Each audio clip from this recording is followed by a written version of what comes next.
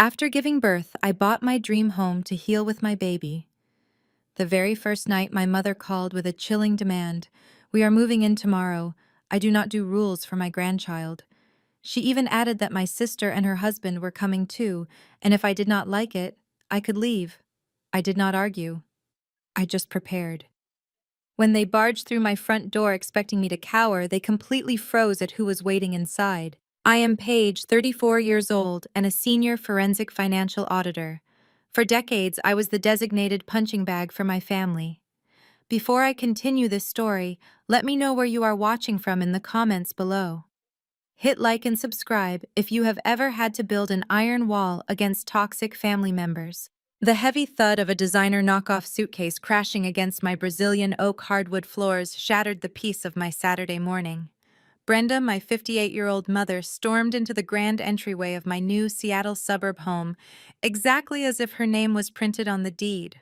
Right behind her trailed my 30-year-old sister, Madison, the eternal golden child of the family, and her husband, Malik.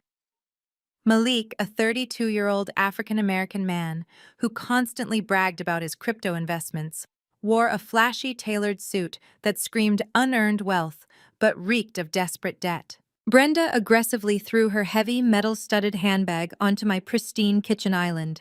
The hardware scraped sharply across the quartz surface. "Pack your bags right now, Paige," Brenda barked, not even glancing at the bassinet where my 2-month-old son Leo was resting. "Madison and Malik are taking the master suite for their pregnancy plans. You and Leo are moving down to the basement immediately. This house is under my management now, and I will not have my favorite daughter stressed out in a cramped apartment when you have all this space." I did not have time to process her sheer audacity before Madison lunged forward. Without washing her hands, without even taking off her coat from the airport, she reached directly into the bassinet, aiming straight to pick up my sleeping newborn. I moved with lightning speed. I slapped her wrist away so hard the sharp smack echoed all the way up to the vaulted ceiling. Madison immediately recoiled, clutching her hand against her chest as her face contorted into a practiced theatrical sob. Brenda rushed forward, placing herself between me and the golden child, her eyes narrowing into hateful, venomous slits. "You are always so impossibly selfish," Brenda sneered, pointing a manicured finger directly at my face. "You have not changed one single bit. You are acting exactly like you did when you were 18 and working miserable night shifts. Remember when you threw a massive, ungrateful fit just because I emptied your college savings to pay for Madison's sorority dues? You have a massive house now. It is your absolute duty to carry your sister. She deserves the master suite and the luxury far more than a single mother does." I did not cry. I did not argue back. I did not try to reason with a woman who had spent my entire life gaslighting me into submission. The terrified, compliant teenage girl Brenda used to steamroll was completely dead. In her place stood a woman who spent her days hunting down ghost money and dismantling white-collar criminals for the federal government. I calmly picked up my espresso cup, took a slow, deliberate sip of the dark roast, and reached my free hand under the kitchen counter. I pressed the small hidden button linked directly to my smart home security system. The heavy frosted glass doors to my home office slid open smoothly. Brenda stopped mid-rant, her mouth hanging open. Madison abruptly dropped her fake crying routine. Malik took a sudden step backward, his eyes widening in alarm. Stepping out of the office was Donovan, a 55-year-old real estate and family law attorney with a well-earned reputation for being absolutely ruthless in the courtroom. Right behind him were two broad-shouldered armed sheriff deputies, their silver badges catching the morning light pouring through the bay windows. Donovan adjusted his tie, his face completely devoid of any warmth, and walked straight toward the kitchen island. He placed a crisp, legally binding document right next to Brenda's discarded purse. "This is a formal trespassing order," Donovan stated, his voice ringing with absolute authority. "You are entirely uninvited. You have no legal right to be on these premises, and you have exactly 2 minutes to remove yourselves and your luggage from my client's property before you are escorted out in handcuffs." Brenda's jaw went completely slack. The color drained from Madison's face as she hid behind her husband. But Malik suddenly smirked. The initial shock faded from his features, replaced by a deep, arrogant confidence. He puffed out his chest, stepping squarely in front of the deputies, and reached into the inner pocket of his flashy jacket. He pulled out a thick, heavily notarized document, aggressively slapping it down on the court's counter right on top of Donovan's paperwork. "You cannot trespass the legal tenants of this property," Page Malik said, his voice dripping with smug superiority. He tapped the paper with his index finger. "We have a signed residential lease right here granting us 5 years of rent-free tenancy. You might play auditor at your little corporate desk, but I do real business. Family takes care of family, and you are not kicking us out today or ever." Malik held the lease agreement up so the morning light caught the raised notary seal. It looked incredibly official. The thick paper, the blue ink, the crisp formatting. He had clearly gone through a lot of trouble to make it look like an airtight legal contract. Brenda stepped out from behind him, her chest puffed out with victory.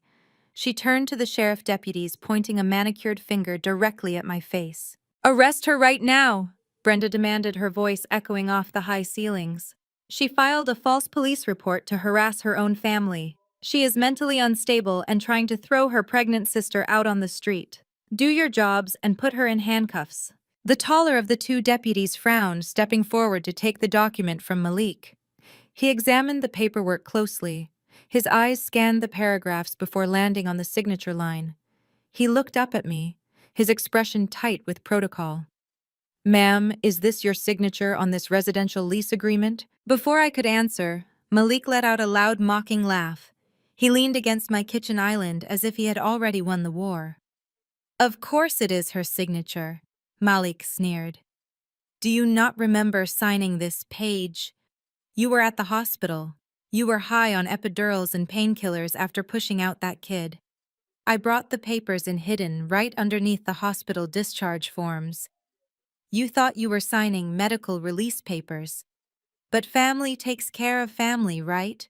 I am just managing your assets, since you clearly cannot do it alone as a single mother. You always were too weak to handle real pressure. You need a man to take charge of this property." He looked me up and down with utter contempt. "You might play auditor at your little corporate desk, but I do real business. You are out of your league. We have a 5-year lease, rent-free." Madison chimed in from the hallway, nodding vigorously. "We are doing you a favor, Paige. You need us here to help you. You should be thanking Malik for taking charge." I did not panic. I did not raise my voice or show a single ounce of the fear they so desperately wanted to see. I simply smiled. It was a cold, icy smile that made Malik blink in confusion. I turned my attention to my attorney.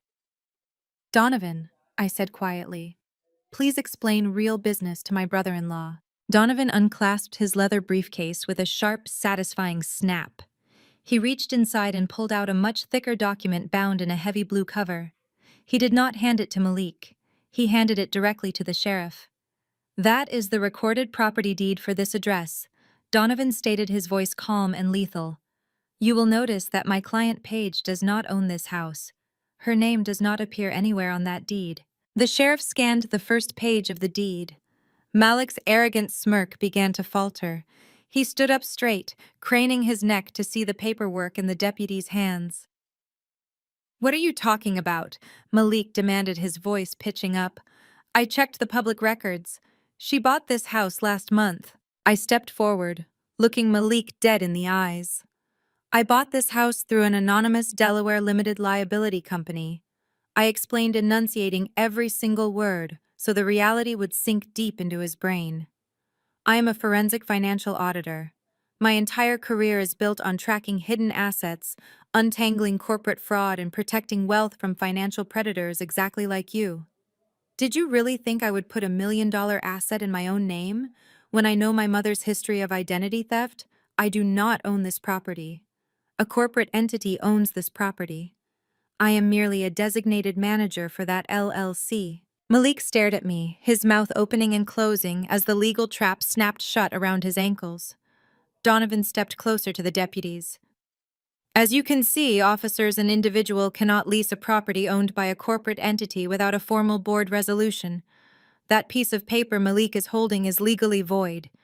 It means absolutely nothing." I kept my eyes locked on Malik, And since you just admitted in front of 2 law enforcement officers and an attorney that you fraudulently misrepresented the contents of a document to obtain my signature while I was under the influence of heavy narcotics, you did not just commit a simple forgery.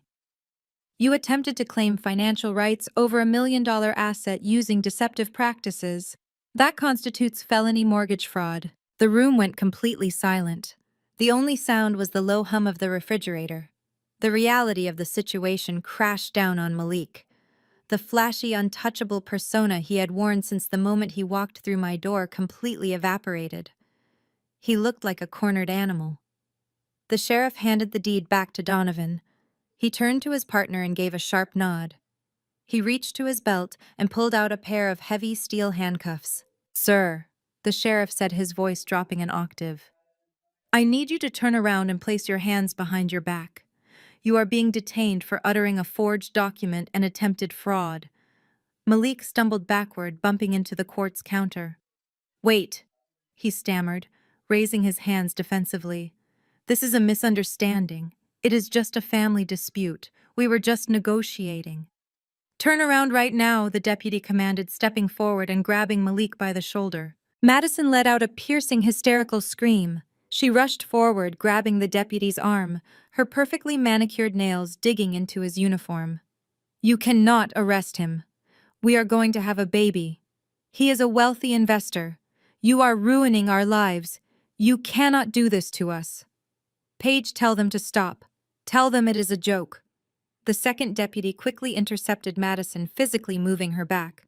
"Ma'am, step away, or you will be arrested for interfering with a police officer." The sharp metallic click of the handcuffs echoing through my kitchen was the sweetest sound I had heard all year. Malik was pushed against the counter, his flashy tailored suit wrinkling awkwardly as his arms were restrained behind him. His eyes darted around the room full of wild panic. Brenda stood frozen near the entryway. The absolute certainty she had walked in with was entirely gone. She watched her golden son-in-law being treated like a common criminal. She looked at Madison, who was sobbing uncontrollably against the wall. Then she looked at me. She saw the absolute lack of pity in my expression. She realized that the old tactics of guilt and manipulation were completely useless. The power dynamic had permanently shifted, and she could not handle it. Her shock rapidly morphed into a vicious, desperate rage. She reached into her designer bag and pulled out her smartphone. Her hands were shaking violently, but her eyes burned with pure malice. "Fine." Brenda shrieked, her voice cracking with fury. "You want to play legal games? You want to lock up family and hide behind your lawyers? We will see how tough you are when they take your precious child away." She furiously dialed a number on her phone and held it to her ear, glaring at me with a triumphant, evil sneer. "I am calling Child Protective Services right this second," Brenda yelled over Madison's crying. "I am going to tell them you are completely unhinged. I am going to say you are a danger to that infant. Let us see how you like losing your baby to the state." Brenda did not hesitate for a single second. She unlocked her phone and dialed the emergency child welfare hotline right in front of the deputies. Within seconds, her entire demeanor shifted. The vicious, screaming woman vanished entirely. In her place was a terrified, weeping grandmother pleading for the life of her grandchild. She put on a performance so terrifyingly convincing it could have won an award. "Please, you have to help us," Brenda cried into the phone, her voice trembling with manufactured terror. She faked a hyperventilation, clutching her chest. "My daughter Paige is suffering from severe postpartum psychosis. She is completely unhinged. She is threatening us with a gun, and my newborn grandson has not eaten in days. She has him locked in the basement. Please hurry, I think she is going to hurt him." She hung up the phone and wiped a fake tear from her cheek. She looked at me with a triumphant, wicked glare. The dynamic in the room changed instantly. The taller deputy, who had a firm grip on Malik, cursed under his breath. He looked at his partner with sheer frustration. "We have a reported child endangerment situation." The deputy stated, his tone shifting to strict protocol. "We have to lock down the scene until a state social worker arrives. Nobody leaves this house." Malik let out a low, breathy laugh. He leaned back against the quartz island, testing the limits of his steel handcuffs. "Looks like I am staying right here," Malik said, flashing a gold-capped tooth. You really overplayed your hand, Paige. You are going to lose your kid and your house in the same day. Madison saw the deputies hesitate and immediately seized the opportunity to pile on the lies. She stepped out from behind her husband and put on her best concerned sister face, placing a dramatic hand over her heart. Officers, you have to believe. My mother Madison pleaded, pointing a shaking finger at me. Paige has a documented history of severe mental instability. She is obsessed with me and has always been dangerously jealous of my life. She was hospitalized for a complete psychological breakdown when she was 22. She had to be placed on a psychiatric watch because she was completely out of her mind. She is absolutely not fit to be a mother. I did not break eye contact with Madison. I shifted Leo's weight in my arms, keeping him perfectly shielded against my chest. He was sleeping peacefully, completely unaware of the monsters standing in his future kitchen. I was not placed on a psychiatric watch, Madison. I said, my voice cutting through the room like shattered glass. I collapsed from severe physical exhaustion. I ended up in the emergency room with a heart rate of 40 beats per minute because I was working 3 back-to-back graveyard shifts. I turned my gaze to Brenda, watching the fake tears dry up on her face as she realized what I was about to reveal. I was working those grueling shifts because someone had to pay off the $35,000 in credit card debt that my mother fraudulently opened using my social security number the week I turned 18. I explained directly to the deputies. She ruined my credit score to buy designer clothes and fund Madison's luxury spring break trips. I paid off every single cent of that stolen money by scrubbing floors and auditing spreadsheets just to keep her out of a federal prison. That is my documented history. The deputies exchanged a loaded look. Donovan, my attorney, stepped forward and nodded sharply. My client is telling the truth, Donovan said, his voice booming with legal authority. I have the financial ledgers and the original police reports from a decade ago that we ultimately declined to prosecute to keep the peace. But right now, my client is the victim of an active fraud attempt by the man currently wearing your handcuffs. The sheriff held up a hand, his jaw tight. I understand, counselor. But a priority child welfare call overrides everything else on this board. By state law, I cannot transport this suspect or clear this scene until Child Protective Services conducts a thorough wellness check on the infant. Our hands are completely tied until the state agent gives the all clear. Brenda smiled. It was a slow, predatory smile that revealed her rotting core. She walked over to the kitchen sink, poured herself a glass of filtered water, and took a leisurely sip. She leaned in close to me, ensuring the deputies were distracted by Malik complaining about his wrists. You always were too smart for your own good, Paige, Brenda whispered, her voice dripping with venom. But you forgot who taught you how to play the game. They are going to take Leo away today. The state will place him in my custody as his loving, stable grandmother. Madison and Malik will raise him in the master bedroom of this gorgeous house while they try for their own baby, and you will be rotting in a psychiatric ward. You should have just let us move in quietly. I looked at my mother. I looked at the woman who was willing to destroy my life, strip away my child, and completely ruin my sanity just to secure a free luxury home for her golden daughter. I felt no anger anymore. I only felt a cold, surgical precision. You have 5 minutes left of freedom, Brenda, I stated evenly. I suggest you enjoy the water. The heavy oak front door shuddered under a series of loud, demanding knocks. Child Protective Services, a stern female voice called out from the entryway. One of the deputies moved to the door and let her inside. Agent Higgins stepped into the grand foyer. She wore a sharp blazer, her state identification badge clipped visibly to her lapel, and she carried a thick electronic tablet. She scanned the room with absolute authority, taking in the deputies, Malik in handcuffs, Brenda acting like a traumatized victim, and me holding Leo. I am Agent Higgins, she announced, her voice leaving no room for argument. We received a Priority 1 emergency call regarding an infant in severe distress, a mother suffering from postpartum psychosis, and unsecured firearms on the premises. Brenda immediately rushed toward Higgins, throwing her hands over her face in a display of pure theatrics. Thank God you are here. She is completely erratic. She is starving my grandson. please, you have to save him before she does something unthinkable. Agent Higgins bypassed Brenda entirely and marched straight toward me. She stopped 3 feet away, her eyes locked intensely on Leo.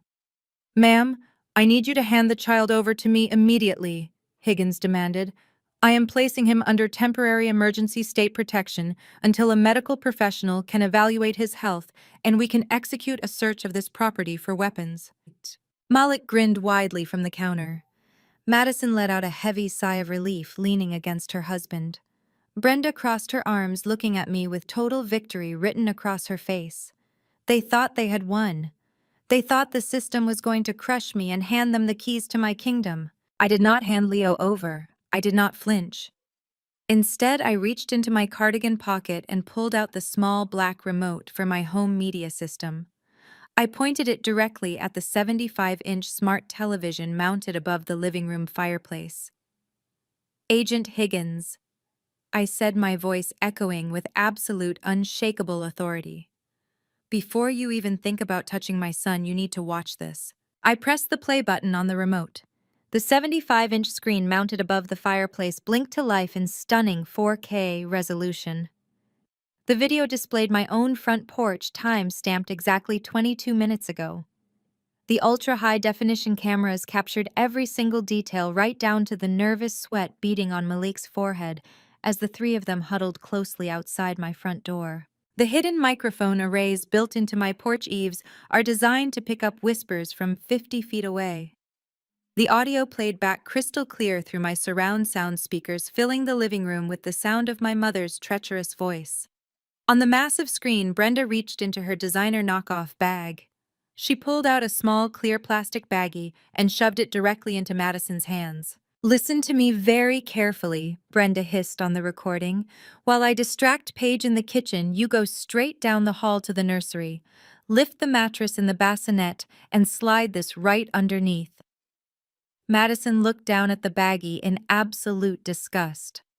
"Do I have to touch it?" Madison whined on screen. "It is a crack pipe, Mom. It is gross. What if my fingerprints get on it?" "Wipe it down with your sleeve, you idiot," Brenda snapped, rolling her eyes. "The moment you plant it, I will call Child Protective Services.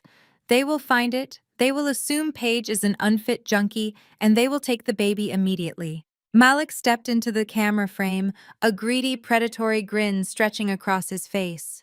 He wrapped his arm around Madison, pulling her close. "Just do it," Maddie Malik said, his voice echoing loudly through my living room speakers. "Once the baby is gone, she will completely crack. She will end up institutionalized, just like she did during that nervous breakdown when she was 22. Once she is locked up in a psychiatric ward, I can forge a power of attorney, leverage her company, and pay off my crypto margin calls before the cartel guys come breaking my legs. We get the house, we get the cash, and she gets a padded cell." I paused the video. The frozen image on the television showed my mother, my sister, and my brother-in-law actively conspiring to destroy my family, steal my child, and commit federal fraud. The silence in my living room was absolute. You could have heard a pin drop on the hardwood floor. I turned my gaze away from the television and looked directly at Agent Higgins. I did not say a single word. I did not need to. The evidence spoke for itself with devastating, irrefutable clarity. Agent Higgins lowered her electronic tablet. The stern, judgmental expression she had worn when she walked through my front door vanished entirely. In its place was a look of cold, professional fury. She turned slowly to face my mother. Brenda's face was drained of all color. Her mouth opened and closed, struggling to form a coherent sentence as her grand evil master plan collapsed around her ankles. She took a step backward, bumping into the kitchen island. "I can explain," Brenda stammered, holding her hands up defensively. "That video is manipulated. It is a fake. Paige works with computers all day. She fabricated that audio to frame us. We just got here. We just wanted to visit our family." Agent Higgins did not even blink at the pathetic lie. Under modern state and federal law, filing a malicious false report to Child Protective Services in an attempt to facilitate financial fraud is a severe felony, Higgins stated, her voice sharp and uncompromising.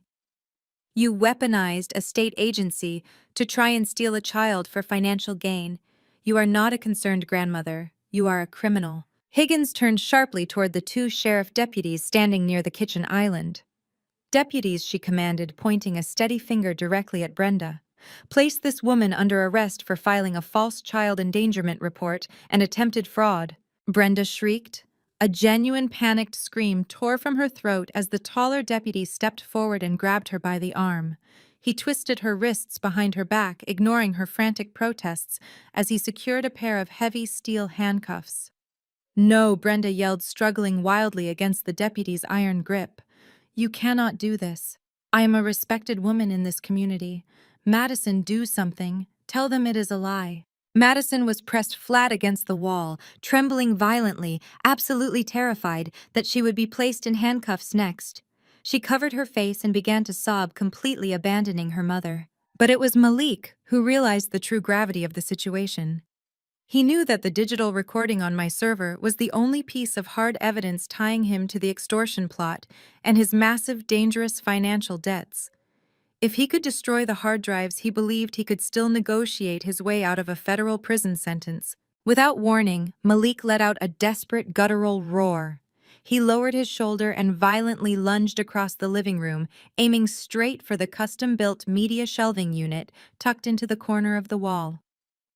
The rack held my routers, my security drives, and my entire digital network. He fully intended to smash the entire server rack to pieces. "Stop right there," one of the deputies shouted, drawing his taser and charging across the room after him. Malik ignored the loud command. He threw his entire body weight against the heavy wooden shelving. The massive impact rattled the walls, knocking framed photographs and decorative vases to the floor with a series of sharp, violent crashes. But as Malik aggressively tackled the server rack, the sudden violent motion caused his tailored suit jacket to fly open. Something heavy, dark, and metallic dislodged from the waistband of his trousers. It slipped free and fell to the floor, hitting the Brazilian oak hardwood with a sickening, heavy thud that echoed louder than any scream in the room. Everyone froze instantly. The deputy stopped dead in his tracks, dropping his yellow taser and instantly reaching for his actual service weapon. Agent Higgins took a swift step backward, shielding herself behind the solid quartz of the kitchen island. I tightened my protective grip around Leo, pivoting my body away from the immediate threat. Lying perfectly still on the gleaming hardwood floor, just inches away from Malik's expensive leather shoes, was a black, unregistered handgun. Gun weapon on the floor. The taller deputy unholstered his service weapon in a fraction of a second, leveling the barrel directly at Malik's chest. The second deputy drew his firearm simultaneously, forming a lethal crossfire angle across my pristine kitchen. The atmosphere in the room shifted from tense to violently explosive in a single heartbeat. "Do not move a single muscle," the taller deputy bellowed, his voice vibrating with adrenaline. "Get your hands where I can see them, interlace your fingers behind your head and drop to your knees. Do it right now." Malik froze completely. The arrogant, swaggering man who had barged into my home demanding the master suite was entirely gone. He stared at the black steel barrel pointed at his chest, his eyes wide with absolute, unadulterated terror. He slowly raised his trembling hands, interlaced his fingers behind his head, and sank heavily onto his knees. Agent Higgins flattened herself against the kitchen island, pulling her tablet tightly to her chest. I stepped further back into the hallway, shielding Leo completely with my body, my heart pounding a steady rhythmic drum against my ribs. "Do not shoot him!" Madison shrieked, her voice tearing through the room like a siren. She lunged forward, but the second deputy instantly threw his left arm out, physically blocking her path. "Stay exactly where you are, ma'am," the deputy warned, keeping his weapon fixed on Malik. "If you take one more step, I will place you under arrest for obstruction." Madison collapsed onto the hardwood floor, sobbing hysterically. But even in the face of loaded weapons and her husband kneeling on the floor like a common criminal, Madison could not abandon her lifelong habit of making herself the victim and blaming me for her terrible choices. She turned her tear-streaked face toward me, her expression twisting with absolute venom. "This is all your fault, Paige!" Madison screamed, her voice cracking with fury. "We needed that gun for protection because of you. You cut us off. Malik had to borrow money from incredibly dangerous people because you selfishly refused to give us your corporate bonus last year. We needed that money to secure his crypto investments, and you kept it all for yourself. You forced him to go to loan sharks. People have been threatening us, and you did not even care. You made him carry that gun. I looked down at my sister, feeling a profound sense of disgust. The sheer entitlement radiating from her was staggering. You asked me for my entire six-figure corporate bonus to fund a fraudulent crypto scheme. I said, my voice eerily calm, despite the drawn weapons in my living room. When I said no, you threw a tantrum and stopped speaking to me. I did not force your husband to take out illegal loans, Madison. I did not force him to borrow money from the cartel. And I certainly did not force him to bring a concealed unregistered firearm into the home of a newborn baby. The taller deputy stepped forward cautiously, keeping his weapon trained on Malik. He kicked the handgun out of Malik's reach, sliding it across the polished hardwood until it hit the baseboards. The second deputy quickly holstered his weapon, grabbed Malik by the arms, and forced him face down onto the floor. He reapplied the heavy steel handcuffs, securing them so tightly that Malik let out a sharp gasp of pain. "Dispatch, this is Unit 4, the taller deputy said, speaking into the radio microphone clipped to his shoulder. "Suspect is detained. I need a rush trace on a recovered firearm." The deputy read off the serial number stamped into the metal frame of the handgun. He placed the weapon into a clear plastic evidence bag, sealing it tightly. "You have no idea what you just did," Malik grunted from the floor, his cheek pressed flat against the wood. "It is just a minor weapons charge. I will be out on bail by midnight, and you are going to regret this, Paige." I looked down at him and let out a short, hollow laugh. I walked over to the kitchen counter, picked up my espresso cup, and took a slow sip. The coffee was cold, but it tasted like absolute victory. "You really do not pay attention, Malik," I stated, looking down at him with forensic precision. "I am a senior financial auditor. My entire life revolves around background checks, risk assessments, and uncovering things people desperately want to keep hidden. Did you honestly think I would let my sister marry a man who claimed to be a wealthy investor without running a comprehensive background check on him first?" Malik stopped struggling. He went completely still on the floor. Madison stopped her hysterical sobbing, looking up at me with sudden confusion. "I ran your name through every federal and state database 3 years ago." I continued, my voice echoing clearly through the silent room. "I know exactly who you are. I know about the massive wire fraud conviction in Illinois. I know you served 3 years in a federal penitentiary, and I know you are currently out on strict parole." Donovan, my attorney, adjusted his glasses and nodded. He turned to the deputies, spelling out the legal reality of the situation. "Officers," Donovan said smoothly, "as a convicted felon on active parole, it is a severe federal crime for this man to possess a firearm of any kind. Add the fact that he was carrying a concealed weapon during the commission of a felony fraud attempt, and he is no longer looking at a minor weapons charge. He is looking at a mandatory minimum sentence in a federal prison. He will not be seeing the outside of a cell for the next decade." Malik let out a strangled, panicked sound. Madison buried her face in her hands, realizing her luxurious lifestyle was officially over. Her wealthy investor husband was nothing but a broke, desperate criminal heading straight back to prison. But the real twist of the knife had not even happened yet. The deputy's shoulder radio crackled to life with a burst of static. The dispatcher's voice filtered through the small speaker, crisp and entirely unbothered by the chaos in my living room. "Unit 4, the dispatcher said. "We have a hit on that serial number. The firearm is highly restricted. It was reported stolen 3 weeks ago."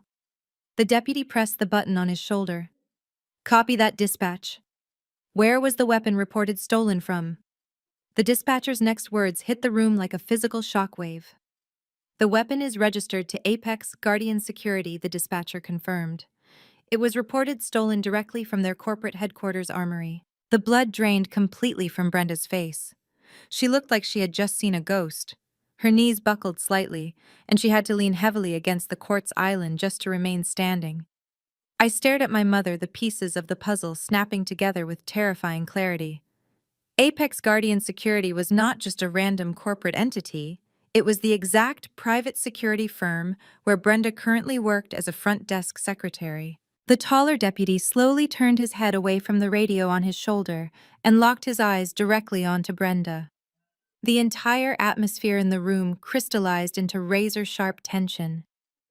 "Ma'am," the deputy said, his voice completely devoid of any previous patience.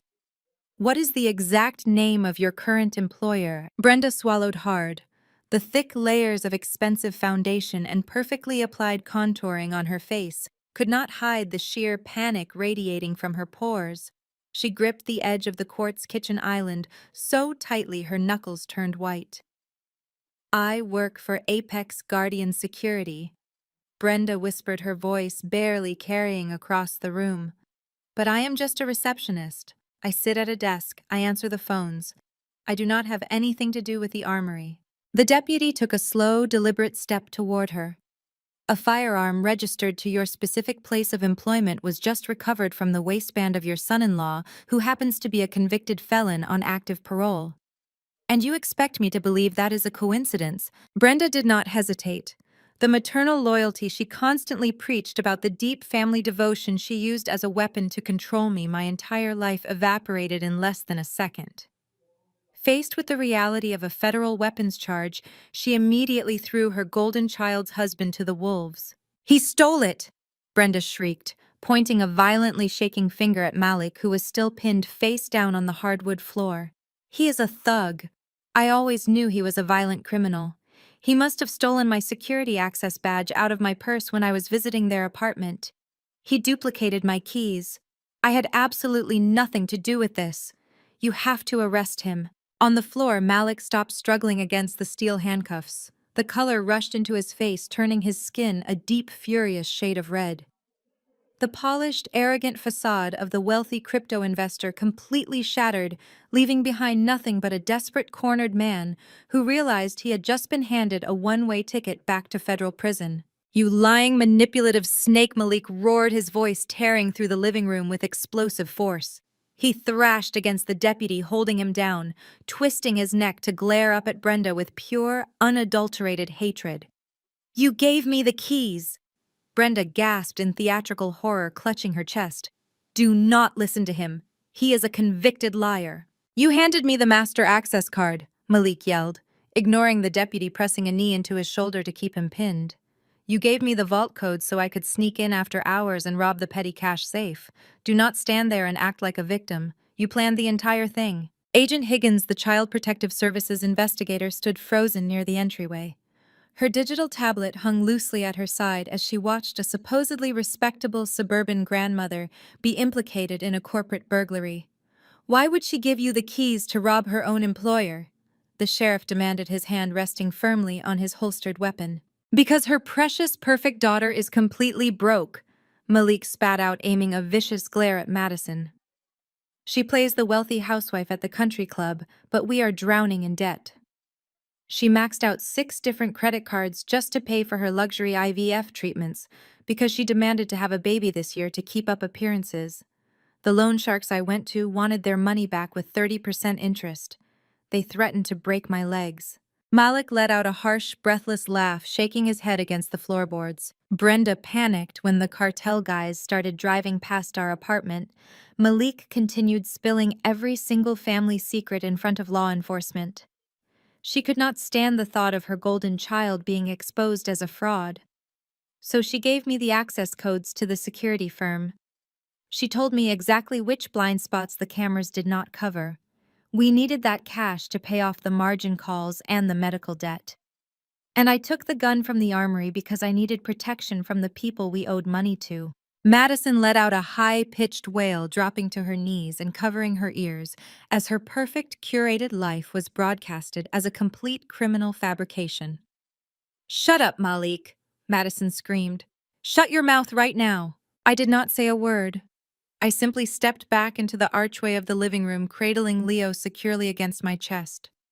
I gently rocked my sleeping son, feeling the rhythmic, calming beat of his tiny heart against mine. I leaned against the doorframe and watched the spectacle unfold. For 34 years, this family had demanded my absolute obedience. They had drained my bank accounts, mocked my career, belittled my boundaries, and tried to strip away my sanity. Now, I did not have to lift a single finger. I just stood back and watched the Golden family tear itself apart like rabid wolves fighting over a scrap of meat. Brenda lunged forward, her manicured hands curling into claws as she tried to reach Malik. "You ungrateful parasite!" Brenda screamed, spittle flying from her lips. "I tried to save you. I tried to give you $1 million house today, and you ruin everything." The taller deputy immediately intercepted Brenda, grabbing her by the shoulders and forcefully shoving her back against the kitchen island. "Ma'am, keep your hands to yourself, or you will be restrained." The deputy barked, his voice leaving absolutely no room for negotiation. The living room devolved into pure chaos.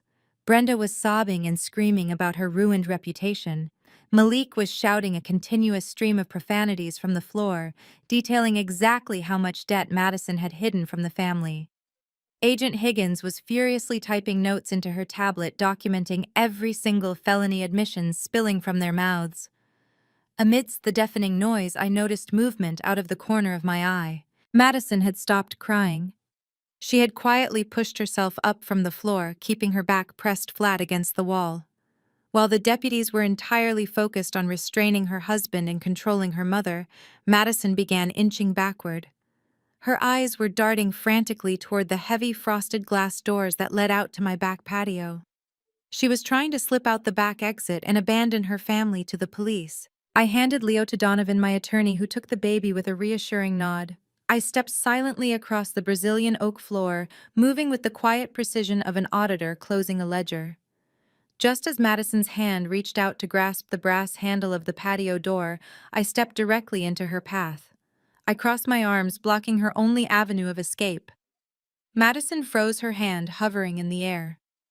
The color drained from her face as she looked into my eyes. "Going somewhere, Maddie?" I asked, my voice deadly calm. "You cannot leave the party yet. We have not even talked about the offshore accounts." I walked over to the kitchen island and pulled a thick, heavy red folder out of my leather work tote. The sound of the cardboard hitting the quartz countertop rang out like a gavel striking a sound block. "For years, this family loved to mock my career," I said, opening the folder. "You called me a boring bean counter. Brenda loved telling her country club friends that I just played with spreadsheets all day while you were busy being a glamorous socialite." I spread a massive stack of highlighted banking records, wire transfer receipts, and notarized loan applications across the island. "I don't just play with numbers, Madison," I stated, locking eyes with my terrified sister. "I am a senior forensic auditor. I hunt down ghost money for the federal government. I track offshore shell companies, I dismantle laundering operations, and I find every single penny that desperate criminals try to hide. Did you honestly believe you could run a sloppy financial scam in my own home without me noticing?" Madison approached the island, cautiously trembling from head to toe. She looked down at the documents, her face turning an ashen shade of gray. "Look closely," I commanded. "Malik didn't just lose your savings in bad investments. He took out 3-second mortgages under your identity using forged collateral."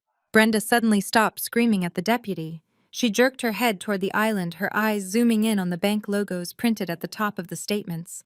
I picked up the final stack of papers and held them up so my mother could see them clearly. "He also completely drained your 401k retirement fund, Brenda," I said, delivering the fatal blow. "Every single dollar you saved over the last 30 years. Gone.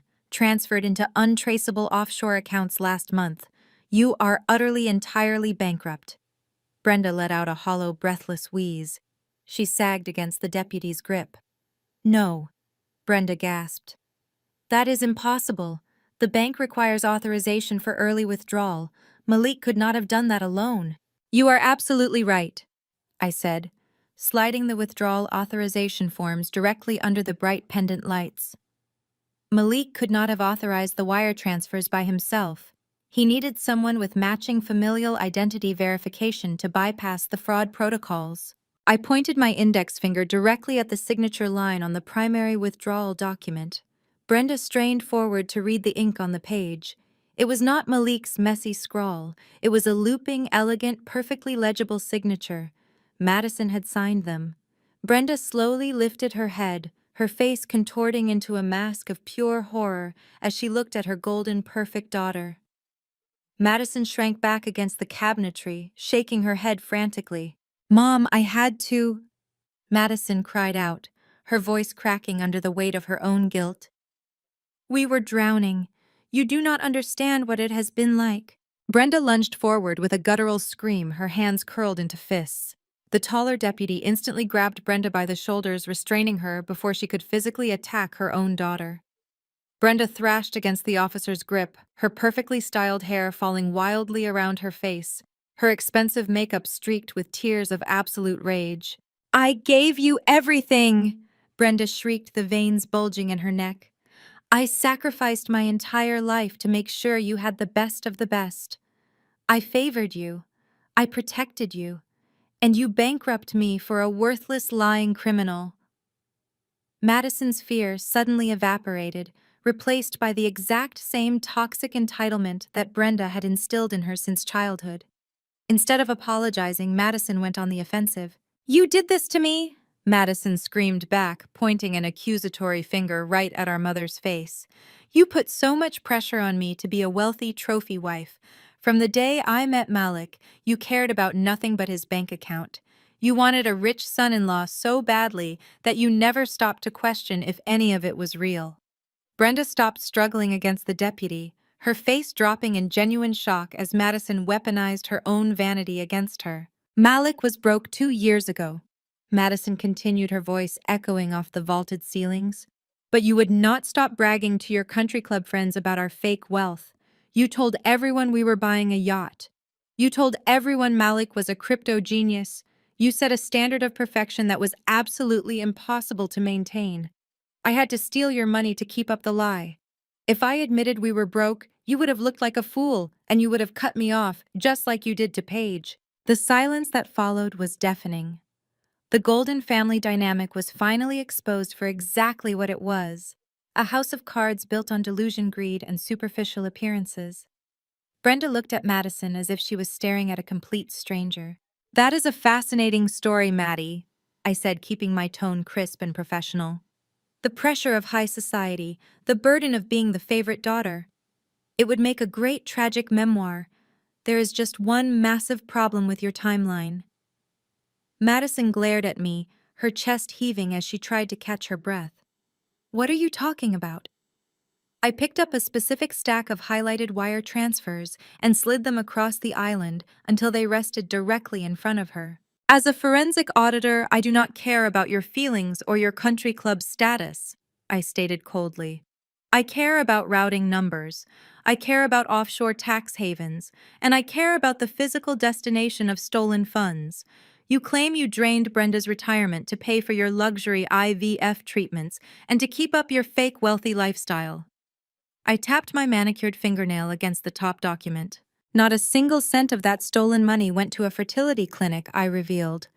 And it certainly did not go into a crypto investment portfolio. Madison frowned, leaning over the counter to look at the routing numbers. Her confusion was genuine. I watched the gears slowly turn in her head as she tried to decipher the financial codes I had spent the last 3 days tracking. If it did not go to the investments, where did it go? Madison asked, her voice dropping to a nervous whisper.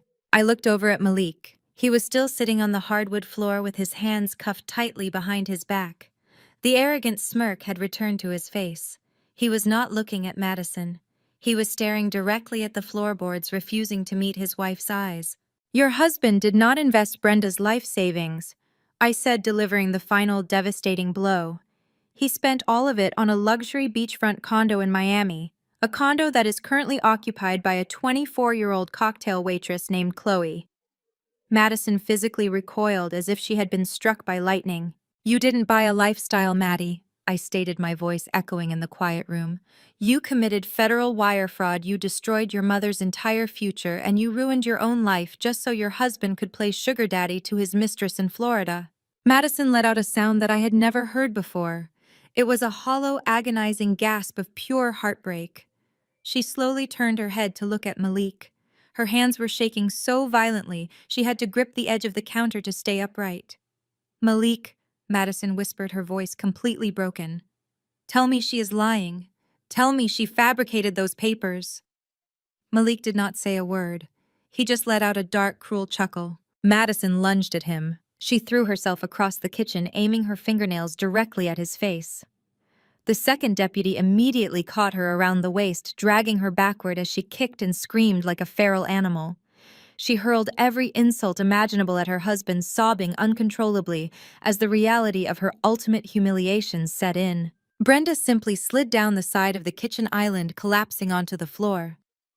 The proud, manipulative matriarch was gone, replaced by a hollow shell of a woman who had just realized she was entirely destitute, betrayed by the only two people she had ever truly loved.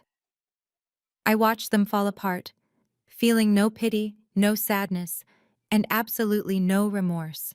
They had dug their own graves. I just provided the shovels. But the show was not completely over. Malik shifted his weight on the floor, ignoring his hysterical wife fighting the deputy behind him. He lifted his chin and locked his dark, predatory eyes directly onto mine.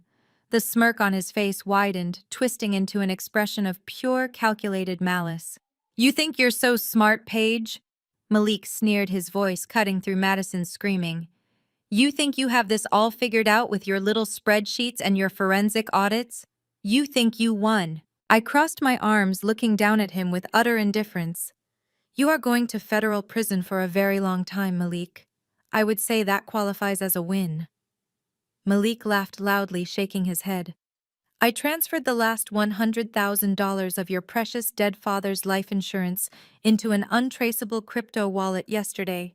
Malik gloated, flashing a wicked, triumphant grin. "You're broke too, Paige." Malik shifted his shoulders against the polished Brazilian oak, testing the heavy steel handcuffs digging into his wrists. He craned his neck upward, his dark eyes gleaming with arrogant, misplaced confidence. Even pinned to the floor at gunpoint, he still believed he held the winning hand. "We can make a deal," Paige Malik stated, his voice dropping into a smooth, calculated negotiator's cadence. "You tell these deputies that this was all a big family misunderstanding. You drop the charges right now, and I will give you the seed phrase to the crypto wallet. You get your dead father's money back, and I walk out that front door. It is a simple transaction." He grinned, exposing his teeth, fully expecting me to crumble at the thought of losing my inheritance. Before I could even respond, Brenda let out a theatrical, piercing wail. She pushed herself up off the floor, clutching her chest as if she had been physically struck. "Harold's life insurance," Brenda gasped, her voice trembling with manufactured dramatic sorrow. "How could you, Malik? That money was sacred. That was all my poor dear Harold left behind to protect his family and honor his memory. How could you steal from a dead man?" She covered her face with her hands, forcing out loud, heavy sobs that echoed off the vaulted ceilings. The sheer audacity of her performance was absolutely staggering. I set my espresso cup down on the quartz island with a sharp, resonant clack. "Stop performing, Brenda," I commanded, my voice slicing through her fake tears like a scalpel. "You do not care about my father's memory, and you certainly do not care about his life insurance." Brenda lowered her hands, her eyes flashing with sudden defensive anger. "You literally tried to sue me for that exact policy, 24 hours after we put him in the ground," I stated, exposing her hypocrisy to everyone in the room. "I was still sitting in the funeral home picking out his headstone, and you dragged me into probate court. You demanded a massive payout from a man you divorced 10 years ago. Do not stand in my kitchen and act like a grieving widow when we both know you just wanted another shopping spree at Neiman Marcus." Brenda snapped her mouth shut, her face flushing a deep, mottled red. The taller deputy shot her a look of pure disgust before turning his attention back to the man on the floor. Malik was still grinning, waiting for my answer. He honestly believed he had backed me into a financial corner. He thought the threat of losing $100,000 would force me to let a dangerous armed felon walk free. I looked down at him, and then I laughed. It was not a bitter laugh or a panicked laugh. It was a genuine, relaxed sound of absolute amusement. I walked casually over to the kitchen island, pulled my laptop from my leather work tote, and flipped the screen open. I tapped my password into the keyboard, brought up my primary diagnostic software, and physically swung the laptop around, tilting the glowing screen downward so Malik could see it clearly from his spot on the floor. "There is no such thing as untraceable to a forensic auditor, Malik," I said, my tone deadly serious. Malik's arrogant smirk faltered slightly. He blinked, staring at the complex lines of code scrolling rapidly across my screen. Did you really think I kept 100 grand of liquid cash sitting in a vulnerable, unsecured checking account? I asked, looking at him with genuine pity. After I ran your background check 3 years ago and saw your federal wire fraud conviction, I knew exactly what you would try to do. You are a predator, but you are a highly predictable one. Madison stood frozen against the wall, her tear-streaked face pale as she listened to the trap I had laid for her husband. That was a decoy account, I revealed, pointing at the screen. A digital honeypot. I deliberately left a printed bank statement with the routing numbers sitting right on my home office desk, knowing Madison would snoop through my things and copy the information for you. Malik stopped breathing. The color rapidly drained from his face, leaving his skin an ashen, sickly gray. The money you transferred yesterday was not my father's life insurance. I continued, dropping the final crushing weight of reality onto his shoulders. It was highly monitored bait, and the cryptocurrency wallet you moved it into, I coded an encrypted tracking beacon directly into the transfer protocol. I tapped the enter key. A massive digital map expanded across the laptop screen, covered in bright red lines, connecting hundreds of flashing nodes across the globe. You didn't hide anything, Malik. I stated, my voice ringing with absolute finality. You just opened a direct, unencrypted backdoor into your entire illicit network. The blockchain ledger is public, but you layered it through offshore shell exchanges to hide from the cartel. My tracker bypassed your shells entirely. It mapped every single hidden asset you have, every offshore account, every cartel payout, every piece of stolen money you funneled for your highly dangerous friends. Malik let out a strangled, terrified gasp. He thrashed against the floorboards, trying to turn away from the screen as if looking at it would seal his fate. He realized instantly that he had not just ruined his own life, he had just burned his incredibly violent criminal associates. He had handed their entire financial network to the authorities on a silver platter. You thought you were robbing a grieving daughter, I said, stepping back from the island and folding my arms. Instead, you just gave the Internal Revenue Service Criminal Investigation Division a perfectly packaged, meticulously mapped roadmap of a multi-million-dollar money laundering syndicate. The absolute silence in my living room was suddenly shattered. It was not the sound of Malik crying or Brenda screaming or Madison begging for forgiveness. It was the wail of sirens. But these were not local police sirens. They were deep, heavy, aggressive bursts of sound echoing through the neighborhood. I looked through the massive front windows of my living room. The heavy crunch of gravel echoed loudly as a fleet of vehicles tore up my long, private driveway. They were not marked sheriff cruisers. They were massive, black, heavily armored utility vehicles. The federal government had arrived. The heavy, rhythmic thud of car doors slamming shut echoed through the front yard, vibrating against the reinforced glass of my living room windows. Heavy boot steps hammered against the wooden planks of the front porch. The front door swung open with forceful authority, completely bypassing any polite knock. 3 figures stepped into my foyer. They were not local police. They wore dark tactical windbreakers with bold yellow letters printed across their chests and backs. FBI. The taller local deputy instantly took his hand off his radio. He and his partner stepped back, their defensive postures melting into deferential nods. The hierarchy in the room shifted in a fraction of a second.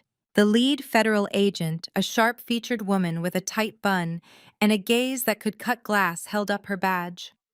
She addressed the local deputies in a crisp, no-nonsense tone, formally informing them that the Federal Bureau of Investigation was officially taking primary jurisdiction over the suspect on the floor. Malik stared up at the yellow letters on the agent's jacket. His chest heaved as he struggled to process the monumental shift in his reality. The lead agent did not even look down at him yet. Instead, she stepped over his legs, walked past Brenda's shivering form, and completely ignored Madison crying against the wall. She walked straight across the living room and extended her right hand. Donovan stepped forward, shifting his briefcase to his other hand, and met her grip with a firm, practiced handshake. "Excellent work, Donovan," the agent said, her voice projecting clearly across the silent room. She turned her sharp gaze to me and offered a tight, respectful nod. "And brilliant execution on the digital honeypot page. The routing numbers you fed him gave our cyber division the exact entry point we needed to bypass their encryption walls.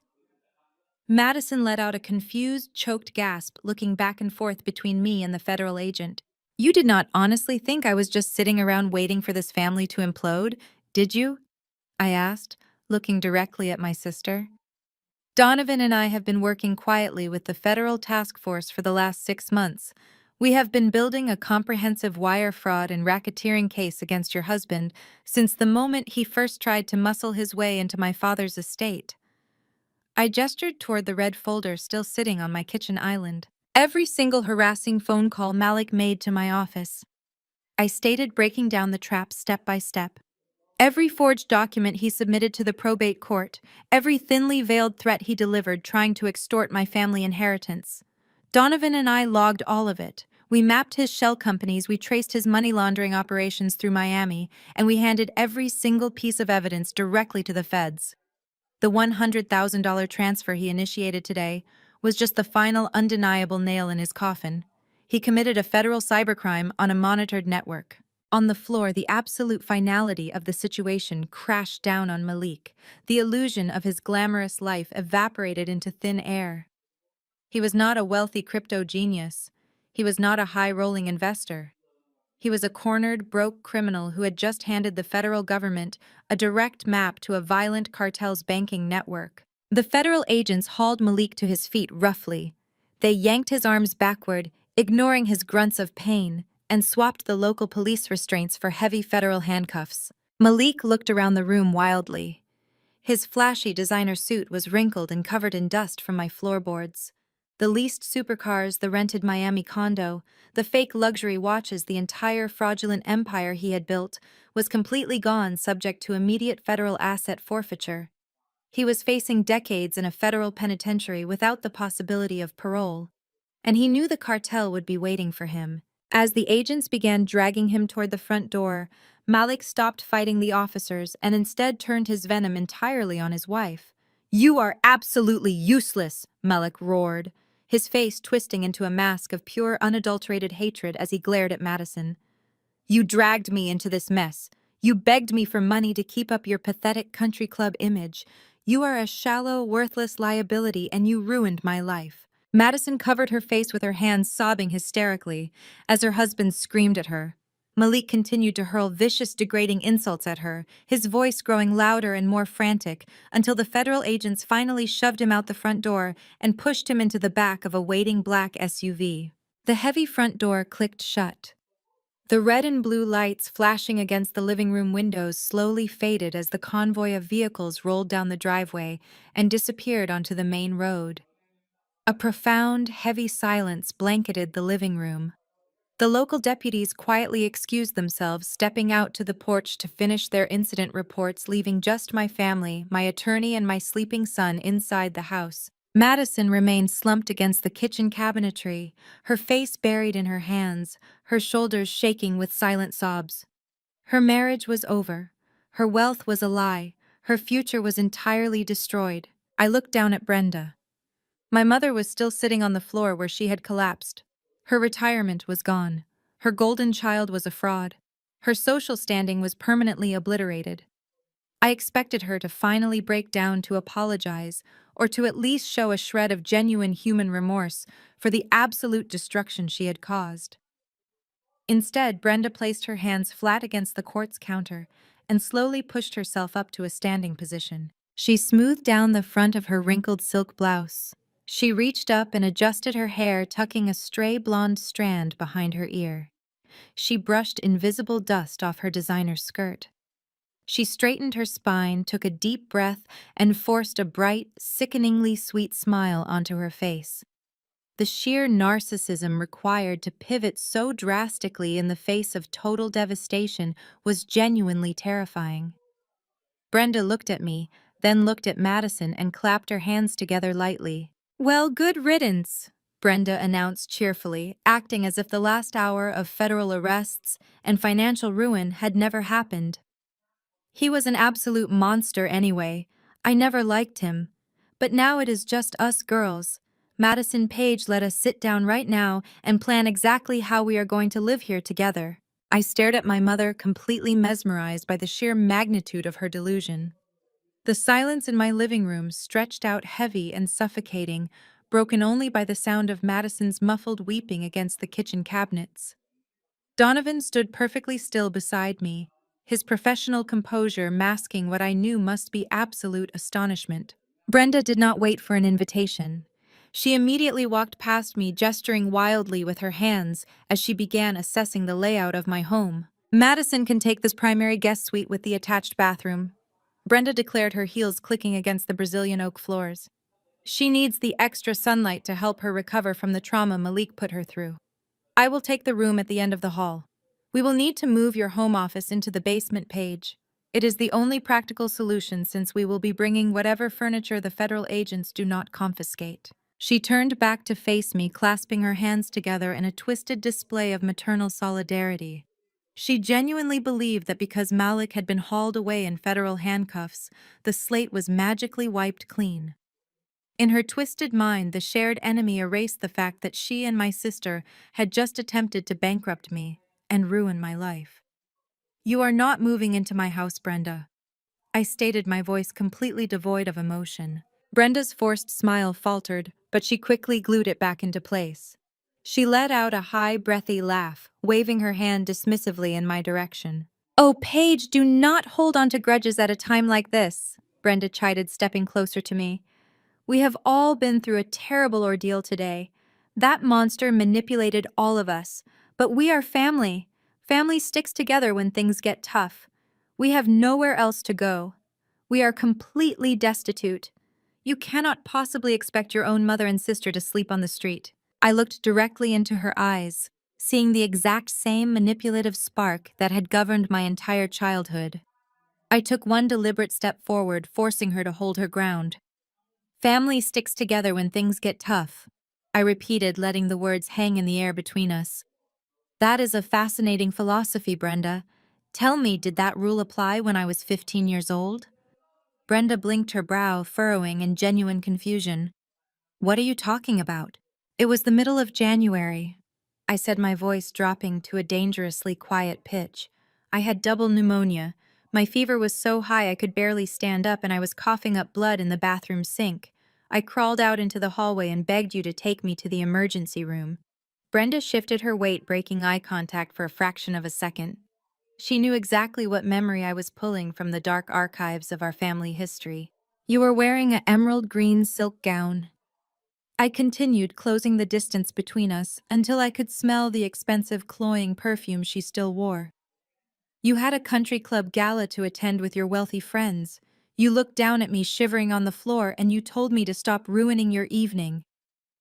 "I was stressed," Brenda stammered, stepping backward. "You are taking a single moment out of context." "I remember your exact words," I said, leaning in close. "You looked at me and said, 'You are a burden. Do not expect me to sacrifice my life for your weakness.'" I paused, letting the silence amplify the weight of her own cruelty. "You are a burden, Brenda," I stated, throwing her exact words right back into her face. "Do not expect me to sacrifice my life for your weakness." Brenda's jaw dropped. The carefully constructed mask of the resilient matriarch completely shattered. Her face contorted with a mixture of profound shock and rising fury. She opened her mouth to shout, to launch into another tirade about her sacrifices and my ungratefulness, but I did not give her the chance. I raised my hand and snapped my fingers once. Donovan stepped forward. He popped the brass clasps of his leather briefcase, pulled out a thick, heavy legal packet, and thrust it directly into Brenda's chest. She reflexively caught it, clutching the documents against her silk blouse. "What is this?" Brenda demanded, her voice shaking. "That is an itemized invoice and a formal notice of impending legal action," Donovan explained, his tone carrying the cold, hard authority of a seasoned litigator.